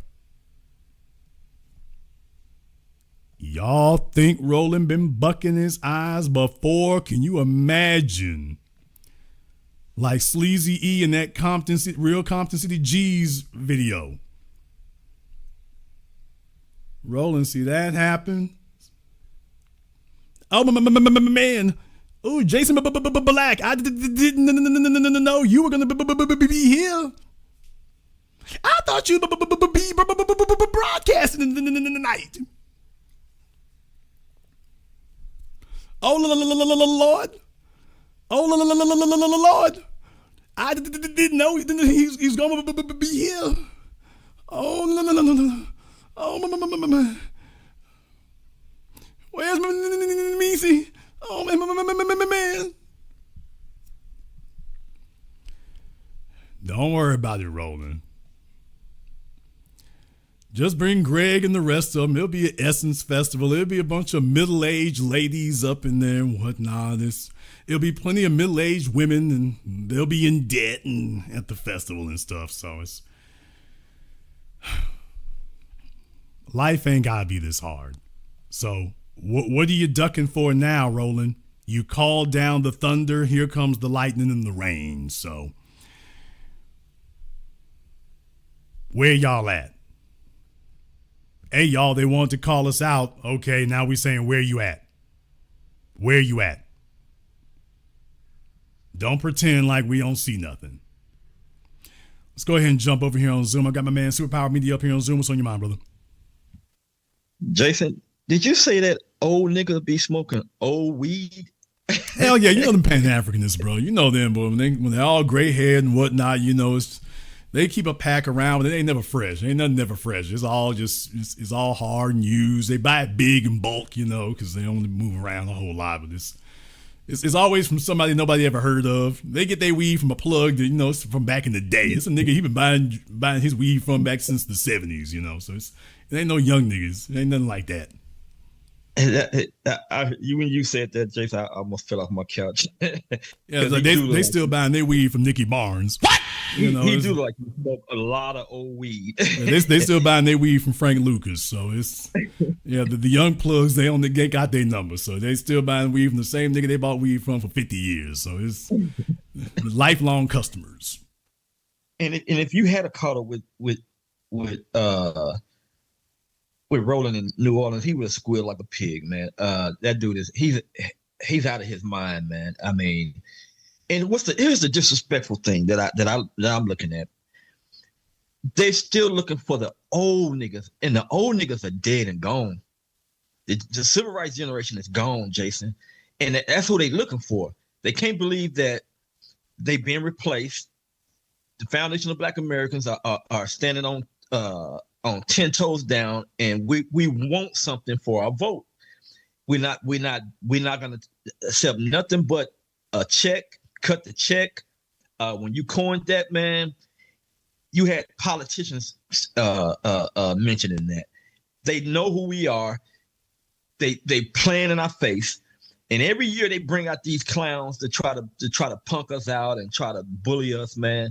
But the most disrespectful thing is, they done brought back out Kamala Harris, and she got on this old ass pimp suit looking brown pimp suit, and she's saying things that she said in one video when she was talking to Al Sharpton that, oh yeah, I think that we should get something for our vote, but she never said Black people should get something for it. So they wording things. Yeah, but they not. She's once again another one of these lawyers.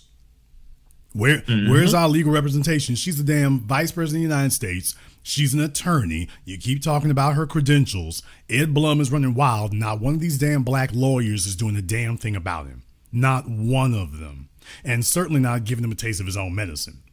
Now, as far as Kamala is concerned, once again, like I say, brother, it's a new day. We're hip to the trick bag language. We are listening to what they're saying, and we're not assuming any meaning to it. If you don't say exactly what it is, we're assuming that you're lying now.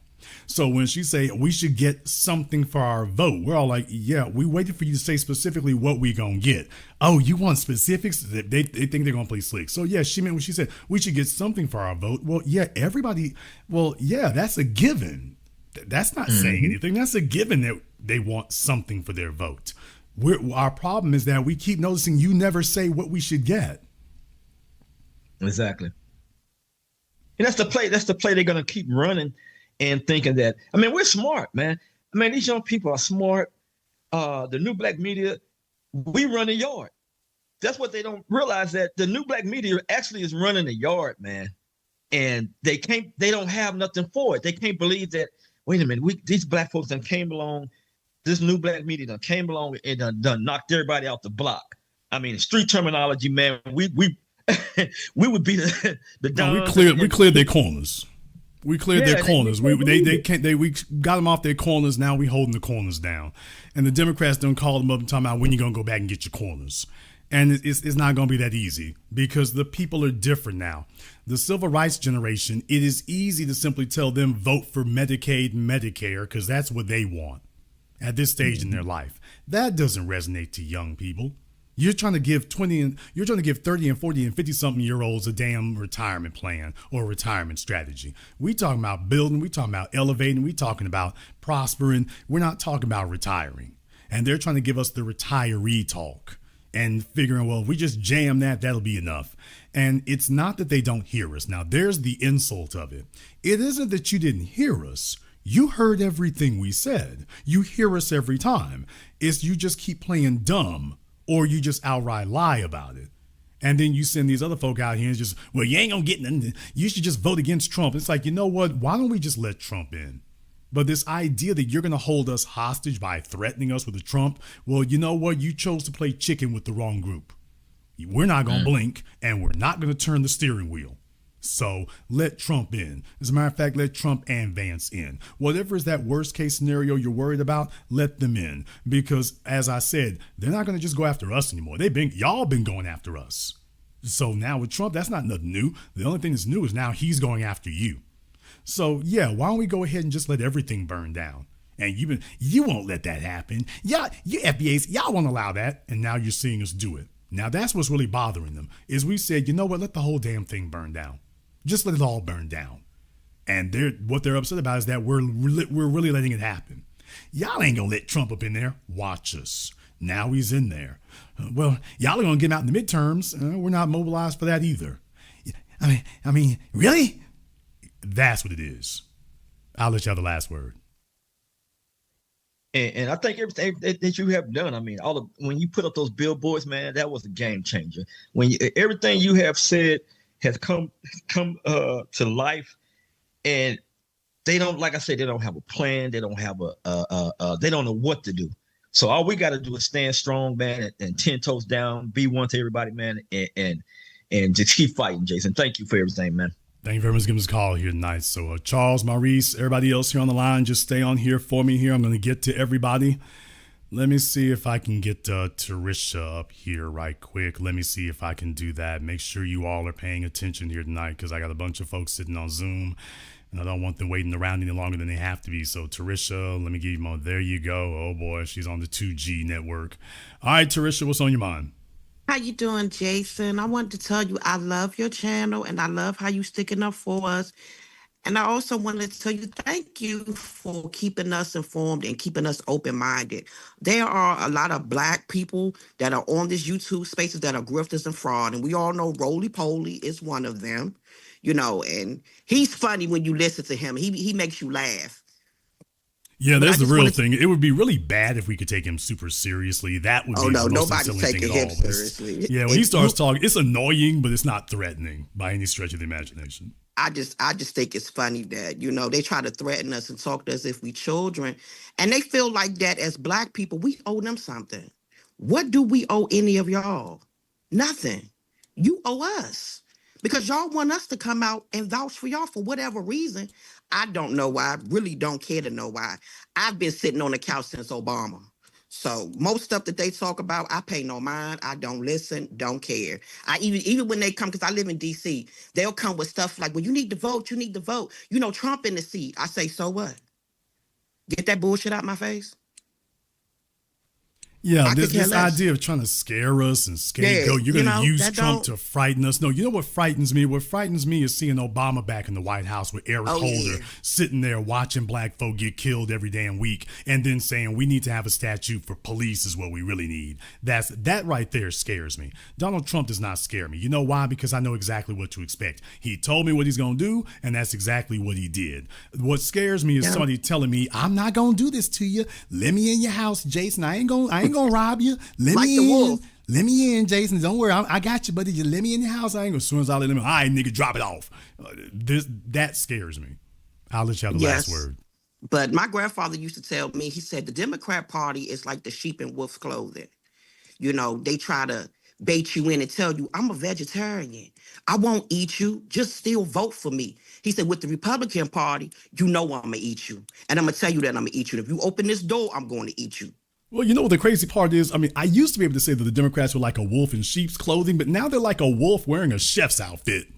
You know, it's just, he's like a wolf with the knife and the fork and he ready to eat. You know, it's just, he doesn't even have the right disguise anymore. It doesn't even look non-threatening anymore. It's like, okay, you up to, he's like a wolf wearing like the, you know, the thief's mask.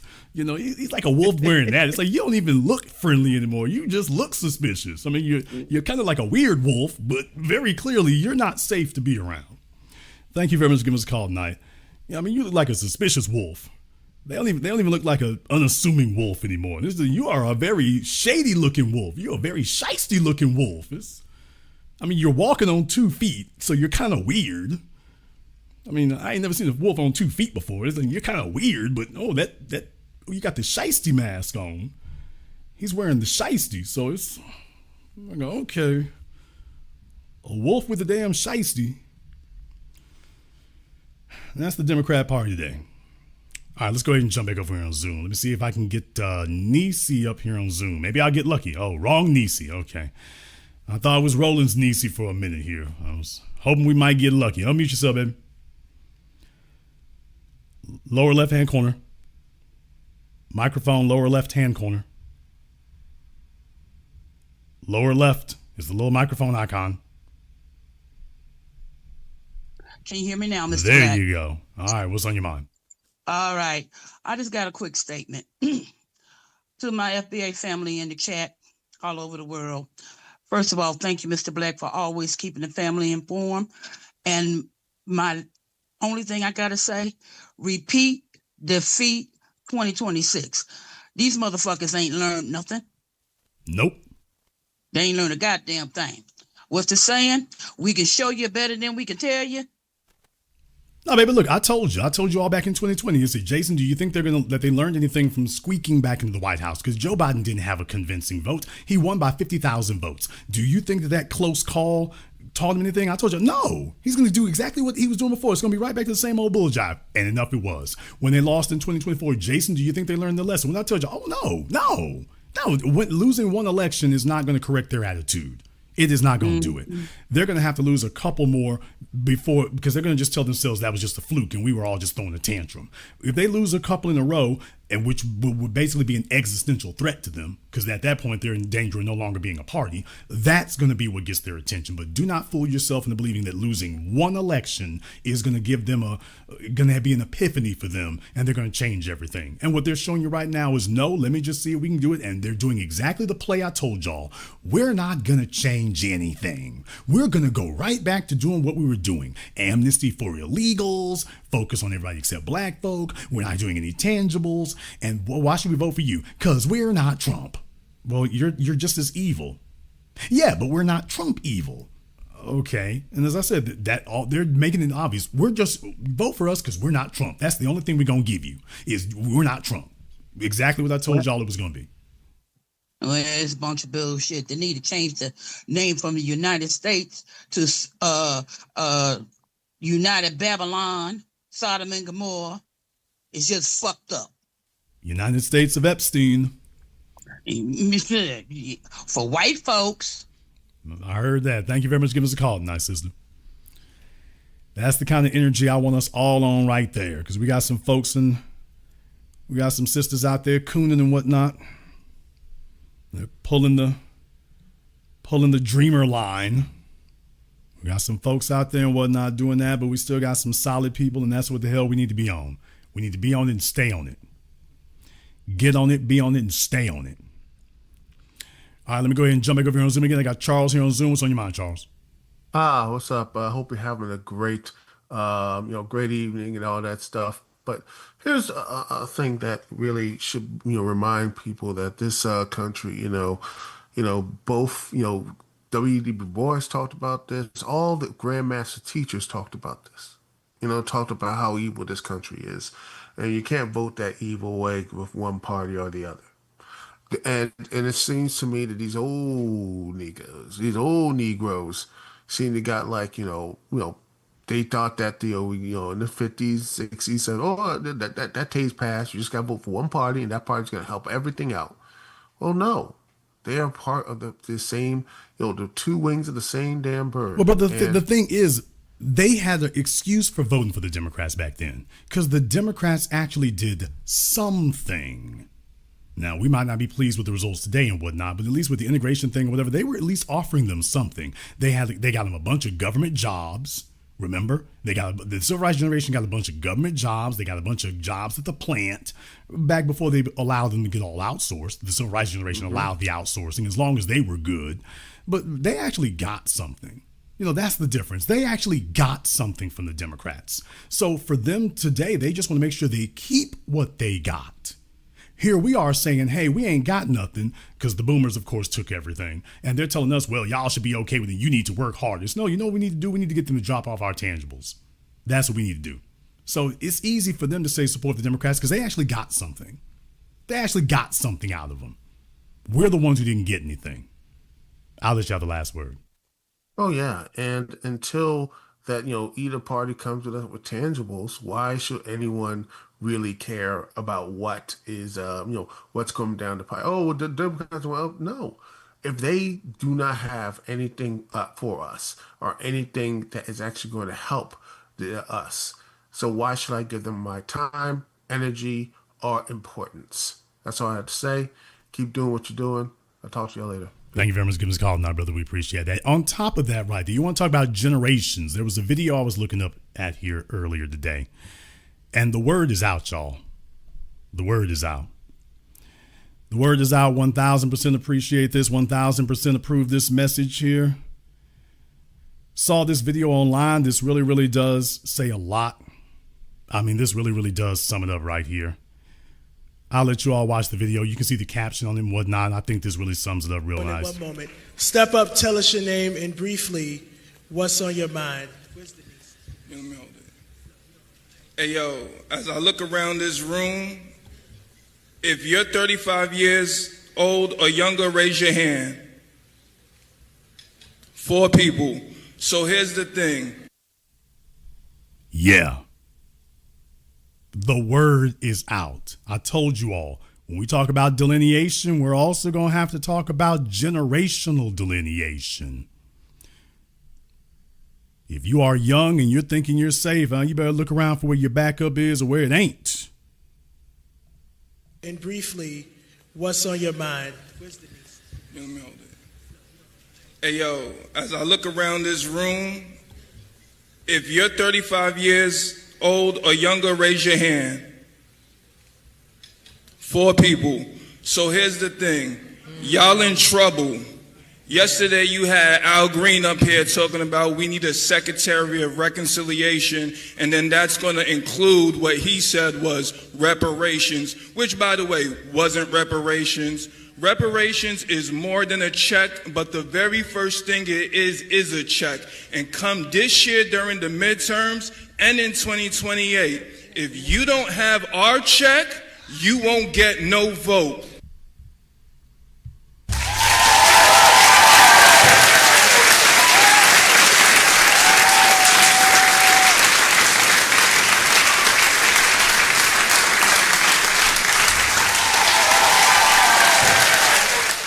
People, let me tell you what I liked about what I just heard there most of all. And I'm going to let the rest of it play here in a moment, but I got to stop it right there because the brother's coming out like a flamethrower. He was listening. He got the microphone and he didn't fumble the damn ball. He called out about folks' age. There's only 4 folk in here on 35 years of age or younger. Yeah, because it's a bunch of fossils telling us to vote for nothing and trying to use the damn trick bag language. And then he brings it on home immediately. He didn't fumble the talking points. He didn't try to reinvent the wheel. He used exactly what we've been talking about the whole time. He didn't mix up his words. Folks, it's not rocket science. You don't have to reinvent the wheel. Just repeat what you've been hearing here word for word. That's all you have to do. When he said, we want reparations, and reparations isn't just a check, but it requires one. It's not just a check, but it starts with one. Now that's reparations across the board, which is what, quote, reparations writ large really means. Reparations isn't just a check. I've been saying this forever. It is systemic change, the systemic dismantling of socioeconomic white supremacy. That is reparations. Anywhere and everywhere it is institutionally ingrained as white supremacy, reparations is the deconstruction of it institutionally. And yes, a check is a critical component of it, an essential component of it, but it is not the only component. He said it all in one sentence. So this right here, I cannot improve on that. He did exactly what he was supposed to do. But I will repeat to you all again, he's not breaking news up there, y'all. This is the part I need you to understand for the bowling balls and the shills and the puppets. What we're saying, it's not that they don't understand what we're saying, and it's not that the people he's talking to are unaware. They know exactly what this is. They knew what he was going to say.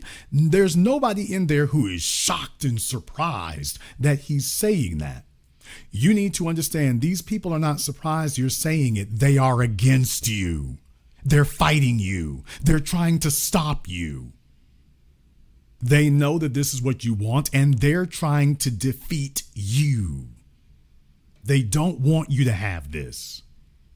They know this is what you all are going to say. They know this is what you're about. They know this is your agenda. They know this is what you're articulating. Yes, they know you want reparations. They know you want it across the board. They know it's supposed to be unlimited. They know it's going to be a threat to white supremacy. And these folks sitting in that room, they're trying to stop you. Not the white folks sitting outside the room, the black ones sitting in the room. The call is coming from inside the house. They're the ones trying to stop you. So they're not shocked or surprised about what he's saying. They're just all formulating, how do we stop you?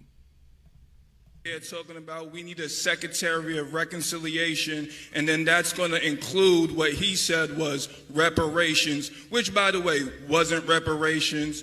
Reparations is more than a check, but the very first thing it is a check. And come this year during the midterms and in 2028, if you don't have our check, you won't get no vote. No check, no vote. Yeah, I know that ain't what you want to hear, but that's what's happening. All of y'all in here, with all due respect, you're beautiful, but you're old. You're not talking to the youth. You don't know how to talk to the youth. You're trying to tell us what to do. We're not having it no more. So if you want our vote, you got to come with our paper. We're not scared of Trump. We're not scared of anybody. Biden is a racist. Trump is a racist. Kamala is a racist. And if you don't have our money, you don't get our vote. Yeah, not. Who are you? Oh, all right, y'all. The brother about to say, wait a minute, bro, who is you? He made the point, though, to be totally honest right there. He's actually made the point. He put everybody on notice and made the point. And this is exactly what the message needs to be. To everyone out there, if you ain't got it down pat like this, you're not listening. You're treating this like entertainment, and you are the problem.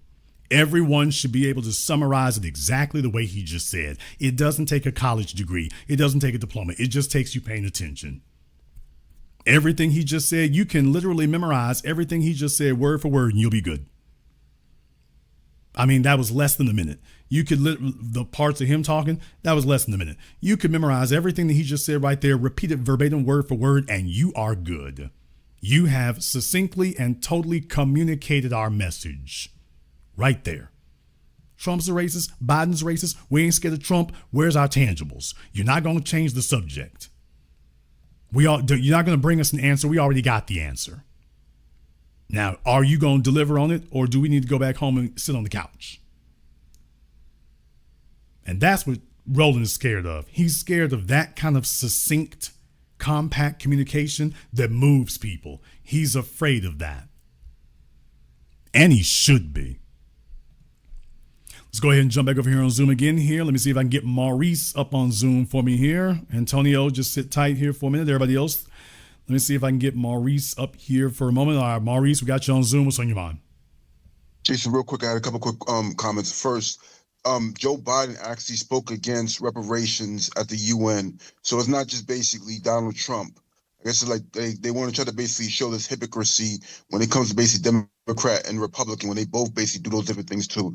My second point is that Dr. Martin Luther King Jr. and Malcolm X and several other of our leaders had actually called out the Democrats and the Republicans when it came to institutional racism against our people.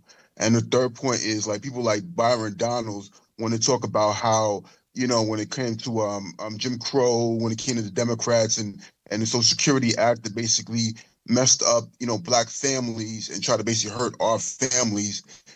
Yet and still he basically didn't say anything about people like Ronald Reagan, who basically was the one of the inspirations for the basically the crack epidemic against our people, and actually basically killed and murdered countless of our people. And they want to try to basically go back and forth. It makes it seem like it's, you know, one political party can be guilty of racism, but the other can't, which makes no logical sense.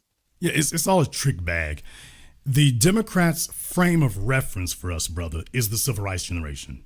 Because that was the generation that was most loyal to them, didn't ask any questions. And they're not stupid. They knew that all they wanted was white approval.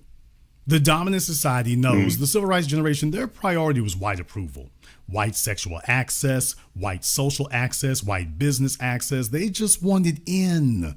Will you finally just let us be in? And that was all they wanted. If you just give us access and proximity to you, then we'll get out the streets and everything will be cool.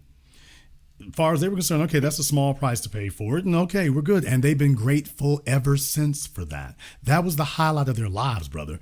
The difference is for you and me, there ain't no damn highlight. We didn't come in the door asking for that. Yeah. So that's why they're real strange about us, because these little young niggas that's not what they own. No, it's not. No, we're not looking for proximity to you. As a matter of fact, empowerment for us does not require that. You and me are not looking for a social component. Then you and I don't require a social component for our empowerment. We can encounter you, then again, we could never encounter you, and we'll be equally as satisfied. Not because we hate you, it's just that doesn't require it. I'm not looking for your validation of me. The civil rights generation was. So just understand that's their frame of reference. Well, Jason, how's the hold so firm? Take a look at who's running the damn party. That's why I keep bringing up to you, they're octogenarians. Nancy Pelosi, Chuck Schumer, take a look at the people run. Joe Biden, who's running the damn place? A bunch of people that their frame of reference for us is the 1950s. Not even the 60s, brother. The 1950s is their frame of reference for us. So, of course, you and me are speaking crazy as far as they're concerned. Ooh, these little young ones is out of control, because their frame of reference is pre-civil rights, Jim Crow and pre-civil rights. And they're looking for us to respond the same way, and we're not, and they're perplexed. How do we get the young folk to respond the same way? And they are just now starting to accept, yeah, that's not going to happen. Wow. Well, what do? We could be honest. No, don't do that. What's a new trick bag we can do? And that's where all their energies are focused on now. How do we put the trick bag on them like we did the civil rights generation? We need a new bag. All we looking for is a new bag. We're not looking to stop the bad work. What's a new bag? And it's not working. But it's going to take a while before they accept it. Jason, definitely be encouraged. Oh, it moves at a glacial pace. Trust me, I've been the longest person on this thing. It doesn't move as fast as any of us wanted to, but believe me, it's moving. Do not believe me, but listen to our enemies. Thank you very much for giving us a call tonight, brother. Don't believe me and listen to our enemies. They're the ones who will certify it's moving. It may be moving slowly. It moves like molasses, but it's moving. Like I said, like sand shifting under your feet. You don't just fall all at once. You sit there long enough, and next thing you know, you start tipping over. But we are not the civil rights generation. Not by a long shot. All right, we got Antonio up here on Zoom. Antonio, what's on your mind? Ah man, what's up with you, Jason Black? B1, what's happening with the B1 family? I was gonna say, man, I have yet to see Jason, not Jason Roland's show, any show at all of him, telling the Democrats that, it's their fault that, Black Americans didn't vote. They should have listened to us. Trump is their fault. If he really was, on the Democrats, that's what he should be on them about. I haven't heard that show, and I don't think he'd ever would give that show, though he should. And so that's all I got to No, say. you're Man. absolutely right. I mean, when he did, we covered this, but when he did do his postscript on the election, he didn't say, this is what you get for ignoring the black vote. He didn't say that. He complained. Remember, his complaint was y'all didn't give him enough money for advertising. The same thing he always, as if he was going to single-handedly swing the vote in their favor or something. Right. No, he said what he always said. He was not going to say that, because if he says that part, they're going to get rid of him altogether. Like, okay, we didn't pay you to tell us to give black folk nothing. We're paying you to figure out how to not do that. And so if all you're going to do is tell us the same thing that rabble rouser Jason Black is over there saying, then what do we need you for? So your job is to tell us how to get the black vote without doing that. And we'd rather pay you $1 million, not give them nothing, than give them what they're supposed to when we get back to the White House.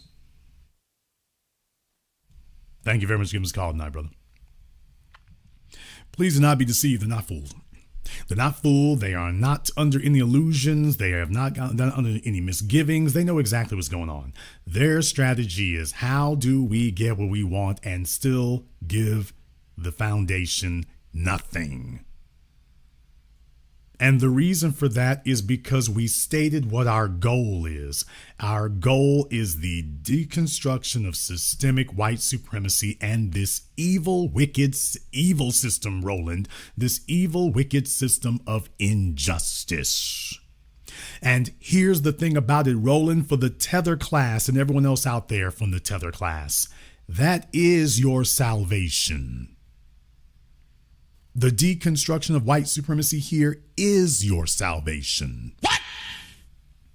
You ain't gonna get no damn reparations out of England or anyone else until the strongest, richest black people on the planet who made a lane for everyone get that ball rolling. So the rest of you are just going to the UN or whatever. You just whistling past the graveyard. You're not gonna get anything going until we get it going.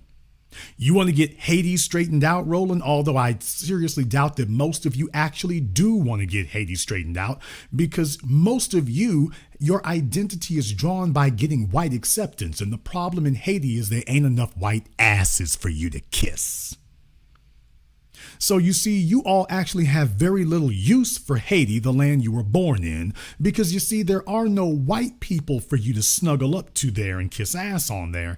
And so Haiti has very little value to you until you start admitting that the real reason you want to be over here is because you want proximity to massa, because you see yourselves as some weird, phony Europeans. We're some weird, phony offshoot of Frenchmen. So you see, you have very little value for that. And by the way, just because they're doing slightly better on the other side of the island over there in the Dominican Republic, that doesn't change the fact that those Negroes over there are no different. So you see, you could get a lot more value out of Haiti, but you can't because you don't value it, because you're looking for white asses to kiss, and you're coming here because there's plenty of white asses to kiss, which is what you specialize in. You don't like us because we're not saying, hey, we all need to get together and smooch on some asses. Well, now you don't like us and you're hostile to us because we're not getting together on the bandwagon to do that. But if you really wanted to get Haiti straightened out, dismantle white supremacy here. Don't try to bring over other folks here to try to sabotage our efforts. Let the descendants of the American slaves finish what we started, instead of you coming over here trying to mount some resistance and interference. We already got the program and already have it rolling. You all have tried to get in the way and interfere with it and stop it and sabotage it. So if you want to get Haiti fixed, You need to stop trying to fight the foundation and let us finish what we started. You want the Dominican Republic fixed? You all want Venezuela fixed? If you all want the Virgin Islands, the Caribbean, if y'all want those places straightened out, the road to straightening out where you are runs through us dismantling this system of injustice here. You want to talk about the meddling that they've done in the Caribbean? You want to talk about the meddling that they've done in Africa?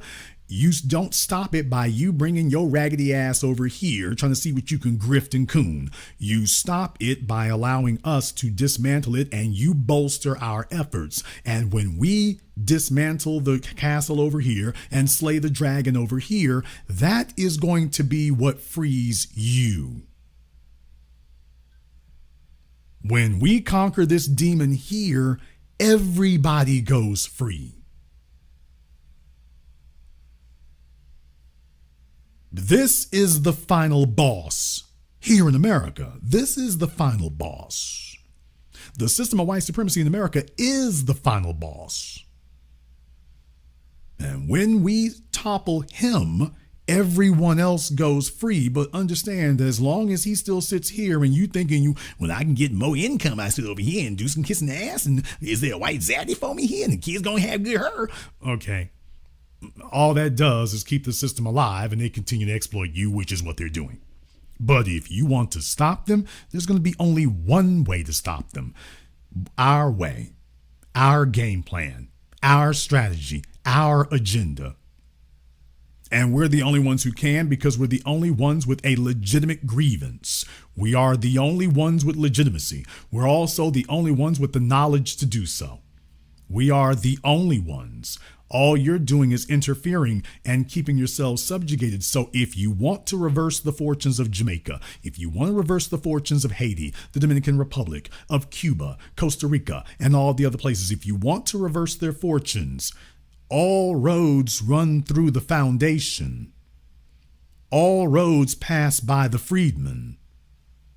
All roads lead back to the descendants of the American slaves and what we're doing.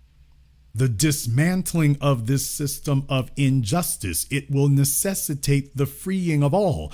Let me go ahead and come back to Iran one more time. You all do understand the negotiations they're having right here against the United States and Israel.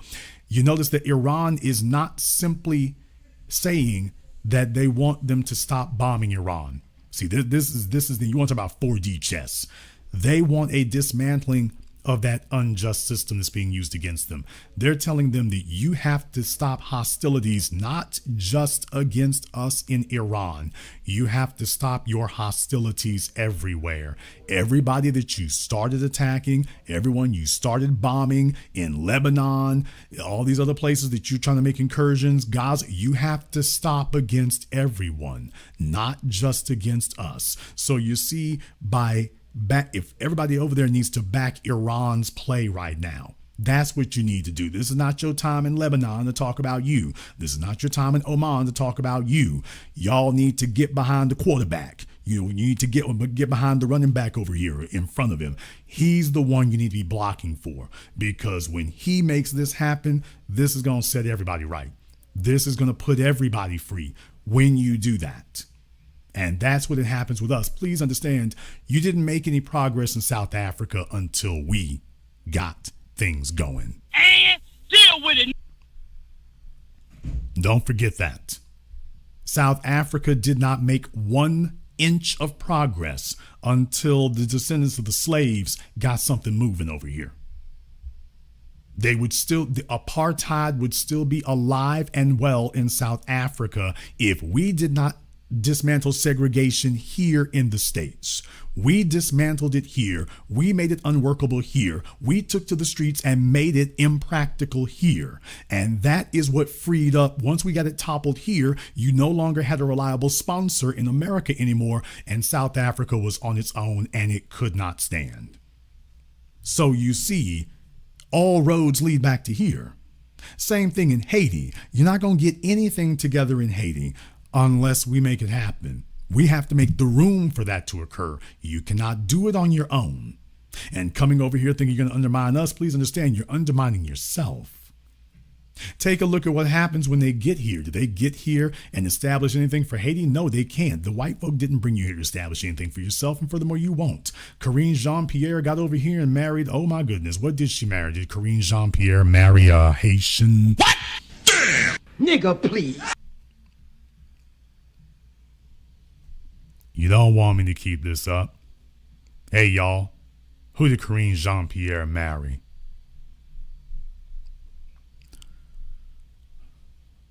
I mean, she's LGBT, but who did she marry, y'all? Who did she marry?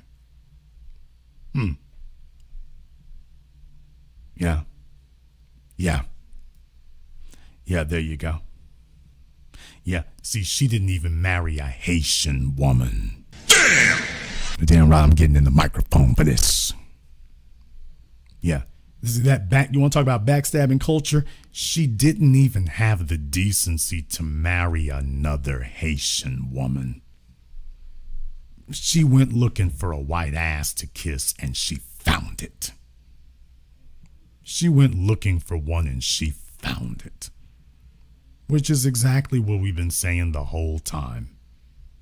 So you see, we're the only ones who are really on code to that degree. Ask Marcus Garvey. Ask anybody else. We're the only ones who've been on code to that degree. So the only thing that's going to set everybody else free is us running the ball.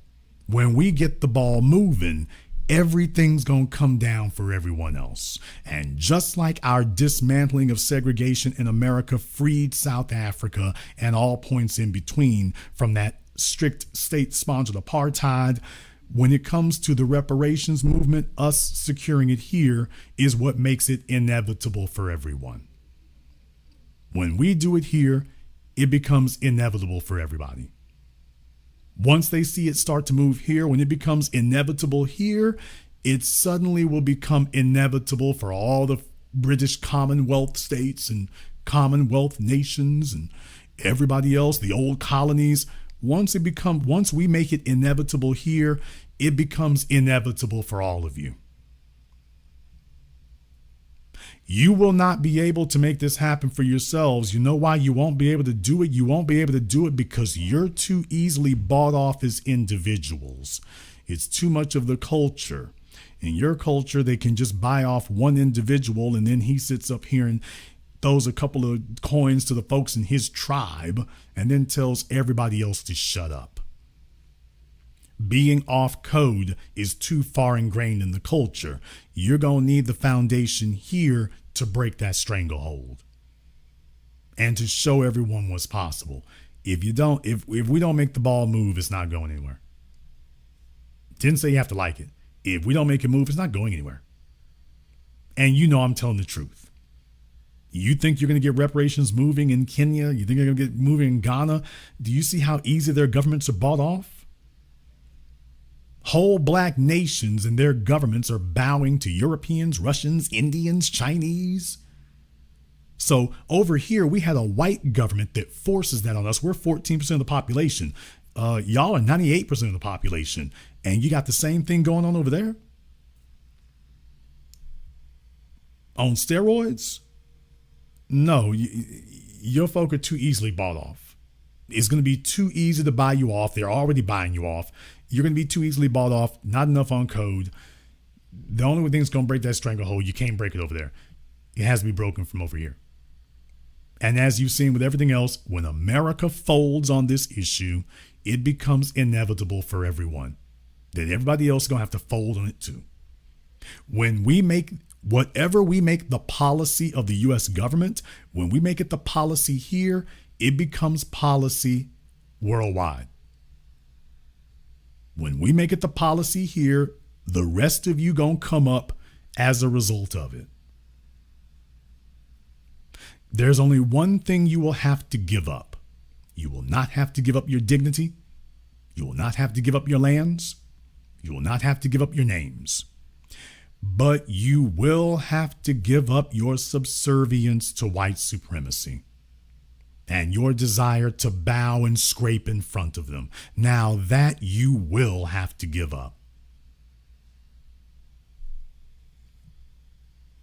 But like with so many other things in this world, the cost of your future is always going to be your past. Giving up your past is always going to be the cost of your future. We'll go ahead and see about taking one more call here on Zoom. By the way, Roland's people hadn't checked in with me here yet. We're waiting on you, Roland. We got Orion here on Zoom. What's on your mind, brother? Hey, Jason. How you doing? Orion Williams here. And I was just thinking that the easiest place to get on code is in the U.S. There's really no other place that's that ready for it. And when I say that, what I mean is that, for instance, I'm from the Virgin Islands, but I've been up here since 2013. Yet, if I were to, let's say, go to Nigeria and say I'm going to get on code with black people there, but it's, let's say, one of the tribes, and I get on code with them, then it doesn't quite work because then I have a problem with the other people. Whereas when I got here and it was like no tangibles, no vote. Okay, fine. I haven't voted since 2016 because FBA said no tangibles, no vote.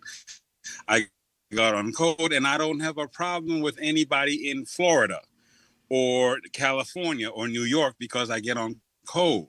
So I'm trying to wonder, how does it work outside of the U.S. because that's where you're on code? It doesn't work outside the U.S. for exactly what you just articulated.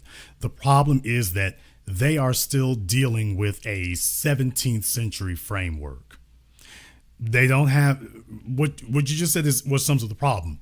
We talk about African countries or African nations, but as you know, these were all carved out by Europeans. These are not things that were carved out by Africans.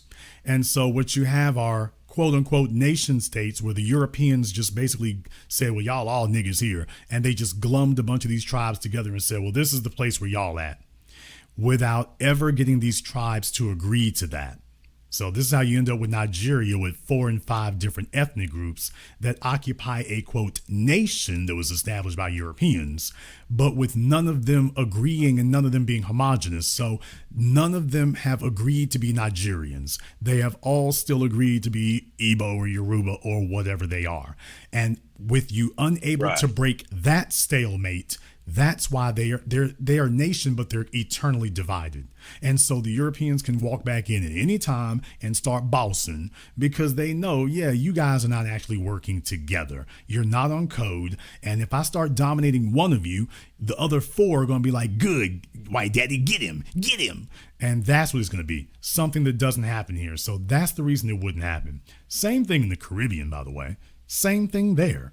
You have that same type of element occurring. In this case, it goes a little bit more ethnic. Haiti is a great example. The more close to the French you can draw yourself, the more they do. Over in Dominican Republic, the more close to the Spanish you can draw yourself, the more you do. Are you lighter skinned? Are you what? What's the texture of your hair? So on and so forth. So same old thing. So that's the thing right there. Here, we erased those lines. That's the difference. The first code was to erase those distinctions and to accept that over here, nobody acknowledges that those distinctions. The only thing that can do is be, now don't get me wrong, those constructs were put in place, but we erased them because we saw that these were tools of control. And that was it. The white folk didn't really acknowledge that. Light-skinned niggas, dark-skinned niggas, y'all gonna be niggas. If they do treat one of you a little bit better, it's only as a tool and a strategy of servitude. It is not equality. So even if you were born lighter skin, you still don't have it. We clearly erased those lines. These other folk are still operating in a 17th century framework, which is why they're still easily beaten today. So there's where the code is missing. If you can get them to ignore that, if you can get them to erase those lines, then they'd be a dynamo. But brother, you saw what happened in Rwanda. You see what's happening in Nigeria today.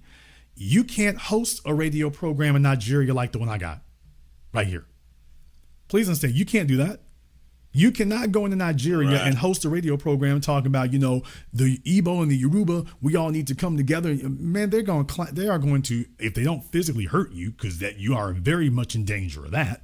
If they don't physically assault you, they're going to be calling you up and telling the station, get your ass out of there. That's what they're going to be doing. You can't do a program like mine talking about the Igbo and the Delta need to come together. The Yoruba and the Husafalani need to, no, they're not going to have it. Go on Twitter. I want y'all to go on Nigerian Twitter right now. They're at each other's throats right now, talking about the government. So whenever a person from whatever tribe gets elected to government, everybody jumps on him and starts ripping him apart online. That's what you're having. So that element's missing, brother. You'd have to be able to erase those lines and get them to accept the erasure of it. You'd have to be able to do that. Right. And I'm saying it'll take too long to do that. It'll take too long. They've been doing this for centuries. We're not residents over there, and we don't have a governmental structure to impose it. Therefore, we can't start there. We can't. It'll take too long. And we don't have enough presence. It'll take us centuries because we're outsiders. It will work a whole lot better with those of us who are on code and everybody else get on code with that. Start where you already got one. Yeah, because I was thinking white supremacy as a system did not start worldwide. It basically started in one place and spread. And from what I can see, the only where that you can begin the dismantling is here in the U.S. because of foundational Black Americans. Well, it's like any organization. It's like any organization, brother. If you want something to be solid, it starts with a small group of solid folk who know exactly what they're doing. A small group of very solid professionals. They know what they're doing. They're not confused. They have a solid game plan. And from there, they can start building up other people's, which we're talking about. From there, they can spread out and colonize and spread the word from there. A ragtag group that really doesn't know what it's doing and not very sure and no solidified ideology and whatnot, that you're going to get defeated before you even start. So yes, if you have that, that's where everything comes from. So yeah, you have a strong core that has like any religion. Every religion started the same way. Just a few people who had a very strong set of beliefs. And from there, the numbers grow and the numbers swell. And then next thing you know, within a few decades, it's everywhere. Yeah, that's exactly what needs to happen. You can't start from the Caribbean with that. It's not there. There's nothing there for you to work with. Garvey didn't have it a century ago, and we don't have it a century later. Do you realize? A century later, we have nothing more to work in Jamaica with today than we had in 1926. If you don't start here, you have nothing to work with. Right. You're absolutely right. I'll let you have the last word. Well, all I can say is this. Like I said, the way it's easy to get on code here, any Black person, any melanated person from anywhere in the world can come to the U.S. and get on code and just follow what is set by the hosting Black population. Whereas anywhere else, all I can say is we need to get on code. And I'll leave it at that. Thank you very much for giving us a call tonight, brother. We appreciate that. Yeah, I mean, folks, you don't have to reinvent the wheel. You find out who's ever in the strongest position, and then you back their play. The problem is folks know we're in the strongest position. They come over here and try to undermine us. There's the issue right there. It's not that the problem is they coming over here to hate on us. We've got the game plan. We made it work, and they're coming over here and saying, we're so glad you got the game plan and it's working here. Let me see what we can do to undermine you. We want to leave Haiti and come over here and undermine you. We want to leave Nigeria, come over here and undermine you. We want to leave Kenya and come over here and undermine you. We want to come over here and start working with the white supremacists against you. Yeah, y'all got a good thing going over here. You made a whole lot more progress than the rest of us ever made. Let me get over here with you so we can go ahead and start helping the white supremacists to interfere with what you're doing. We want to side with them and see if we can get some individual benefits for us. We want to go ahead and do that. So there's the difference. There's the difference. So if you don't start with us, all roads begin here and end here. You want to get everything else straightened out, you're going to have to come through us. And we're already on code. Just ask Roland. That's why he's complaining. So it ain't going to change here, Roland. The ball's in your court. You've been officially called out. The ball is in your court, Roland. You can do something, or then again, you can not do something. That's an option for you as well. That's an option for you also if you want to do that. I can conjugate more proper like. What you gonna do? What you gonna do? What you gonna do? Talking to you, Roland. What you gonna do? What you gonna do? What you gonna do? What you gonna do? What you gonna do, Roland?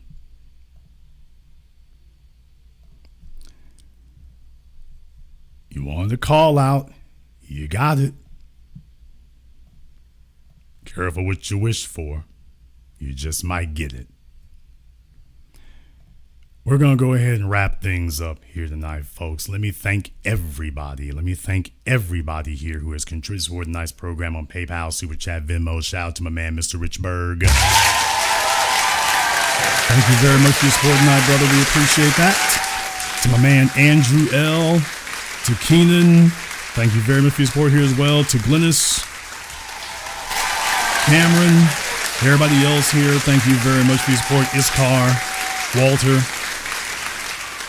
And all my folks there in the Super Chat, if you are new here to the Black Channel, welcome to the Haven of Intelligent Black Thought. We do this every weekend, holidays, some days in between. Click that subscribe button and that notification button. Join us each and every time that we're here. If you haven't been to our website, blackchannelfilms.com, check out our groundbreaking best-selling documentary work at blackchannelfilms.com.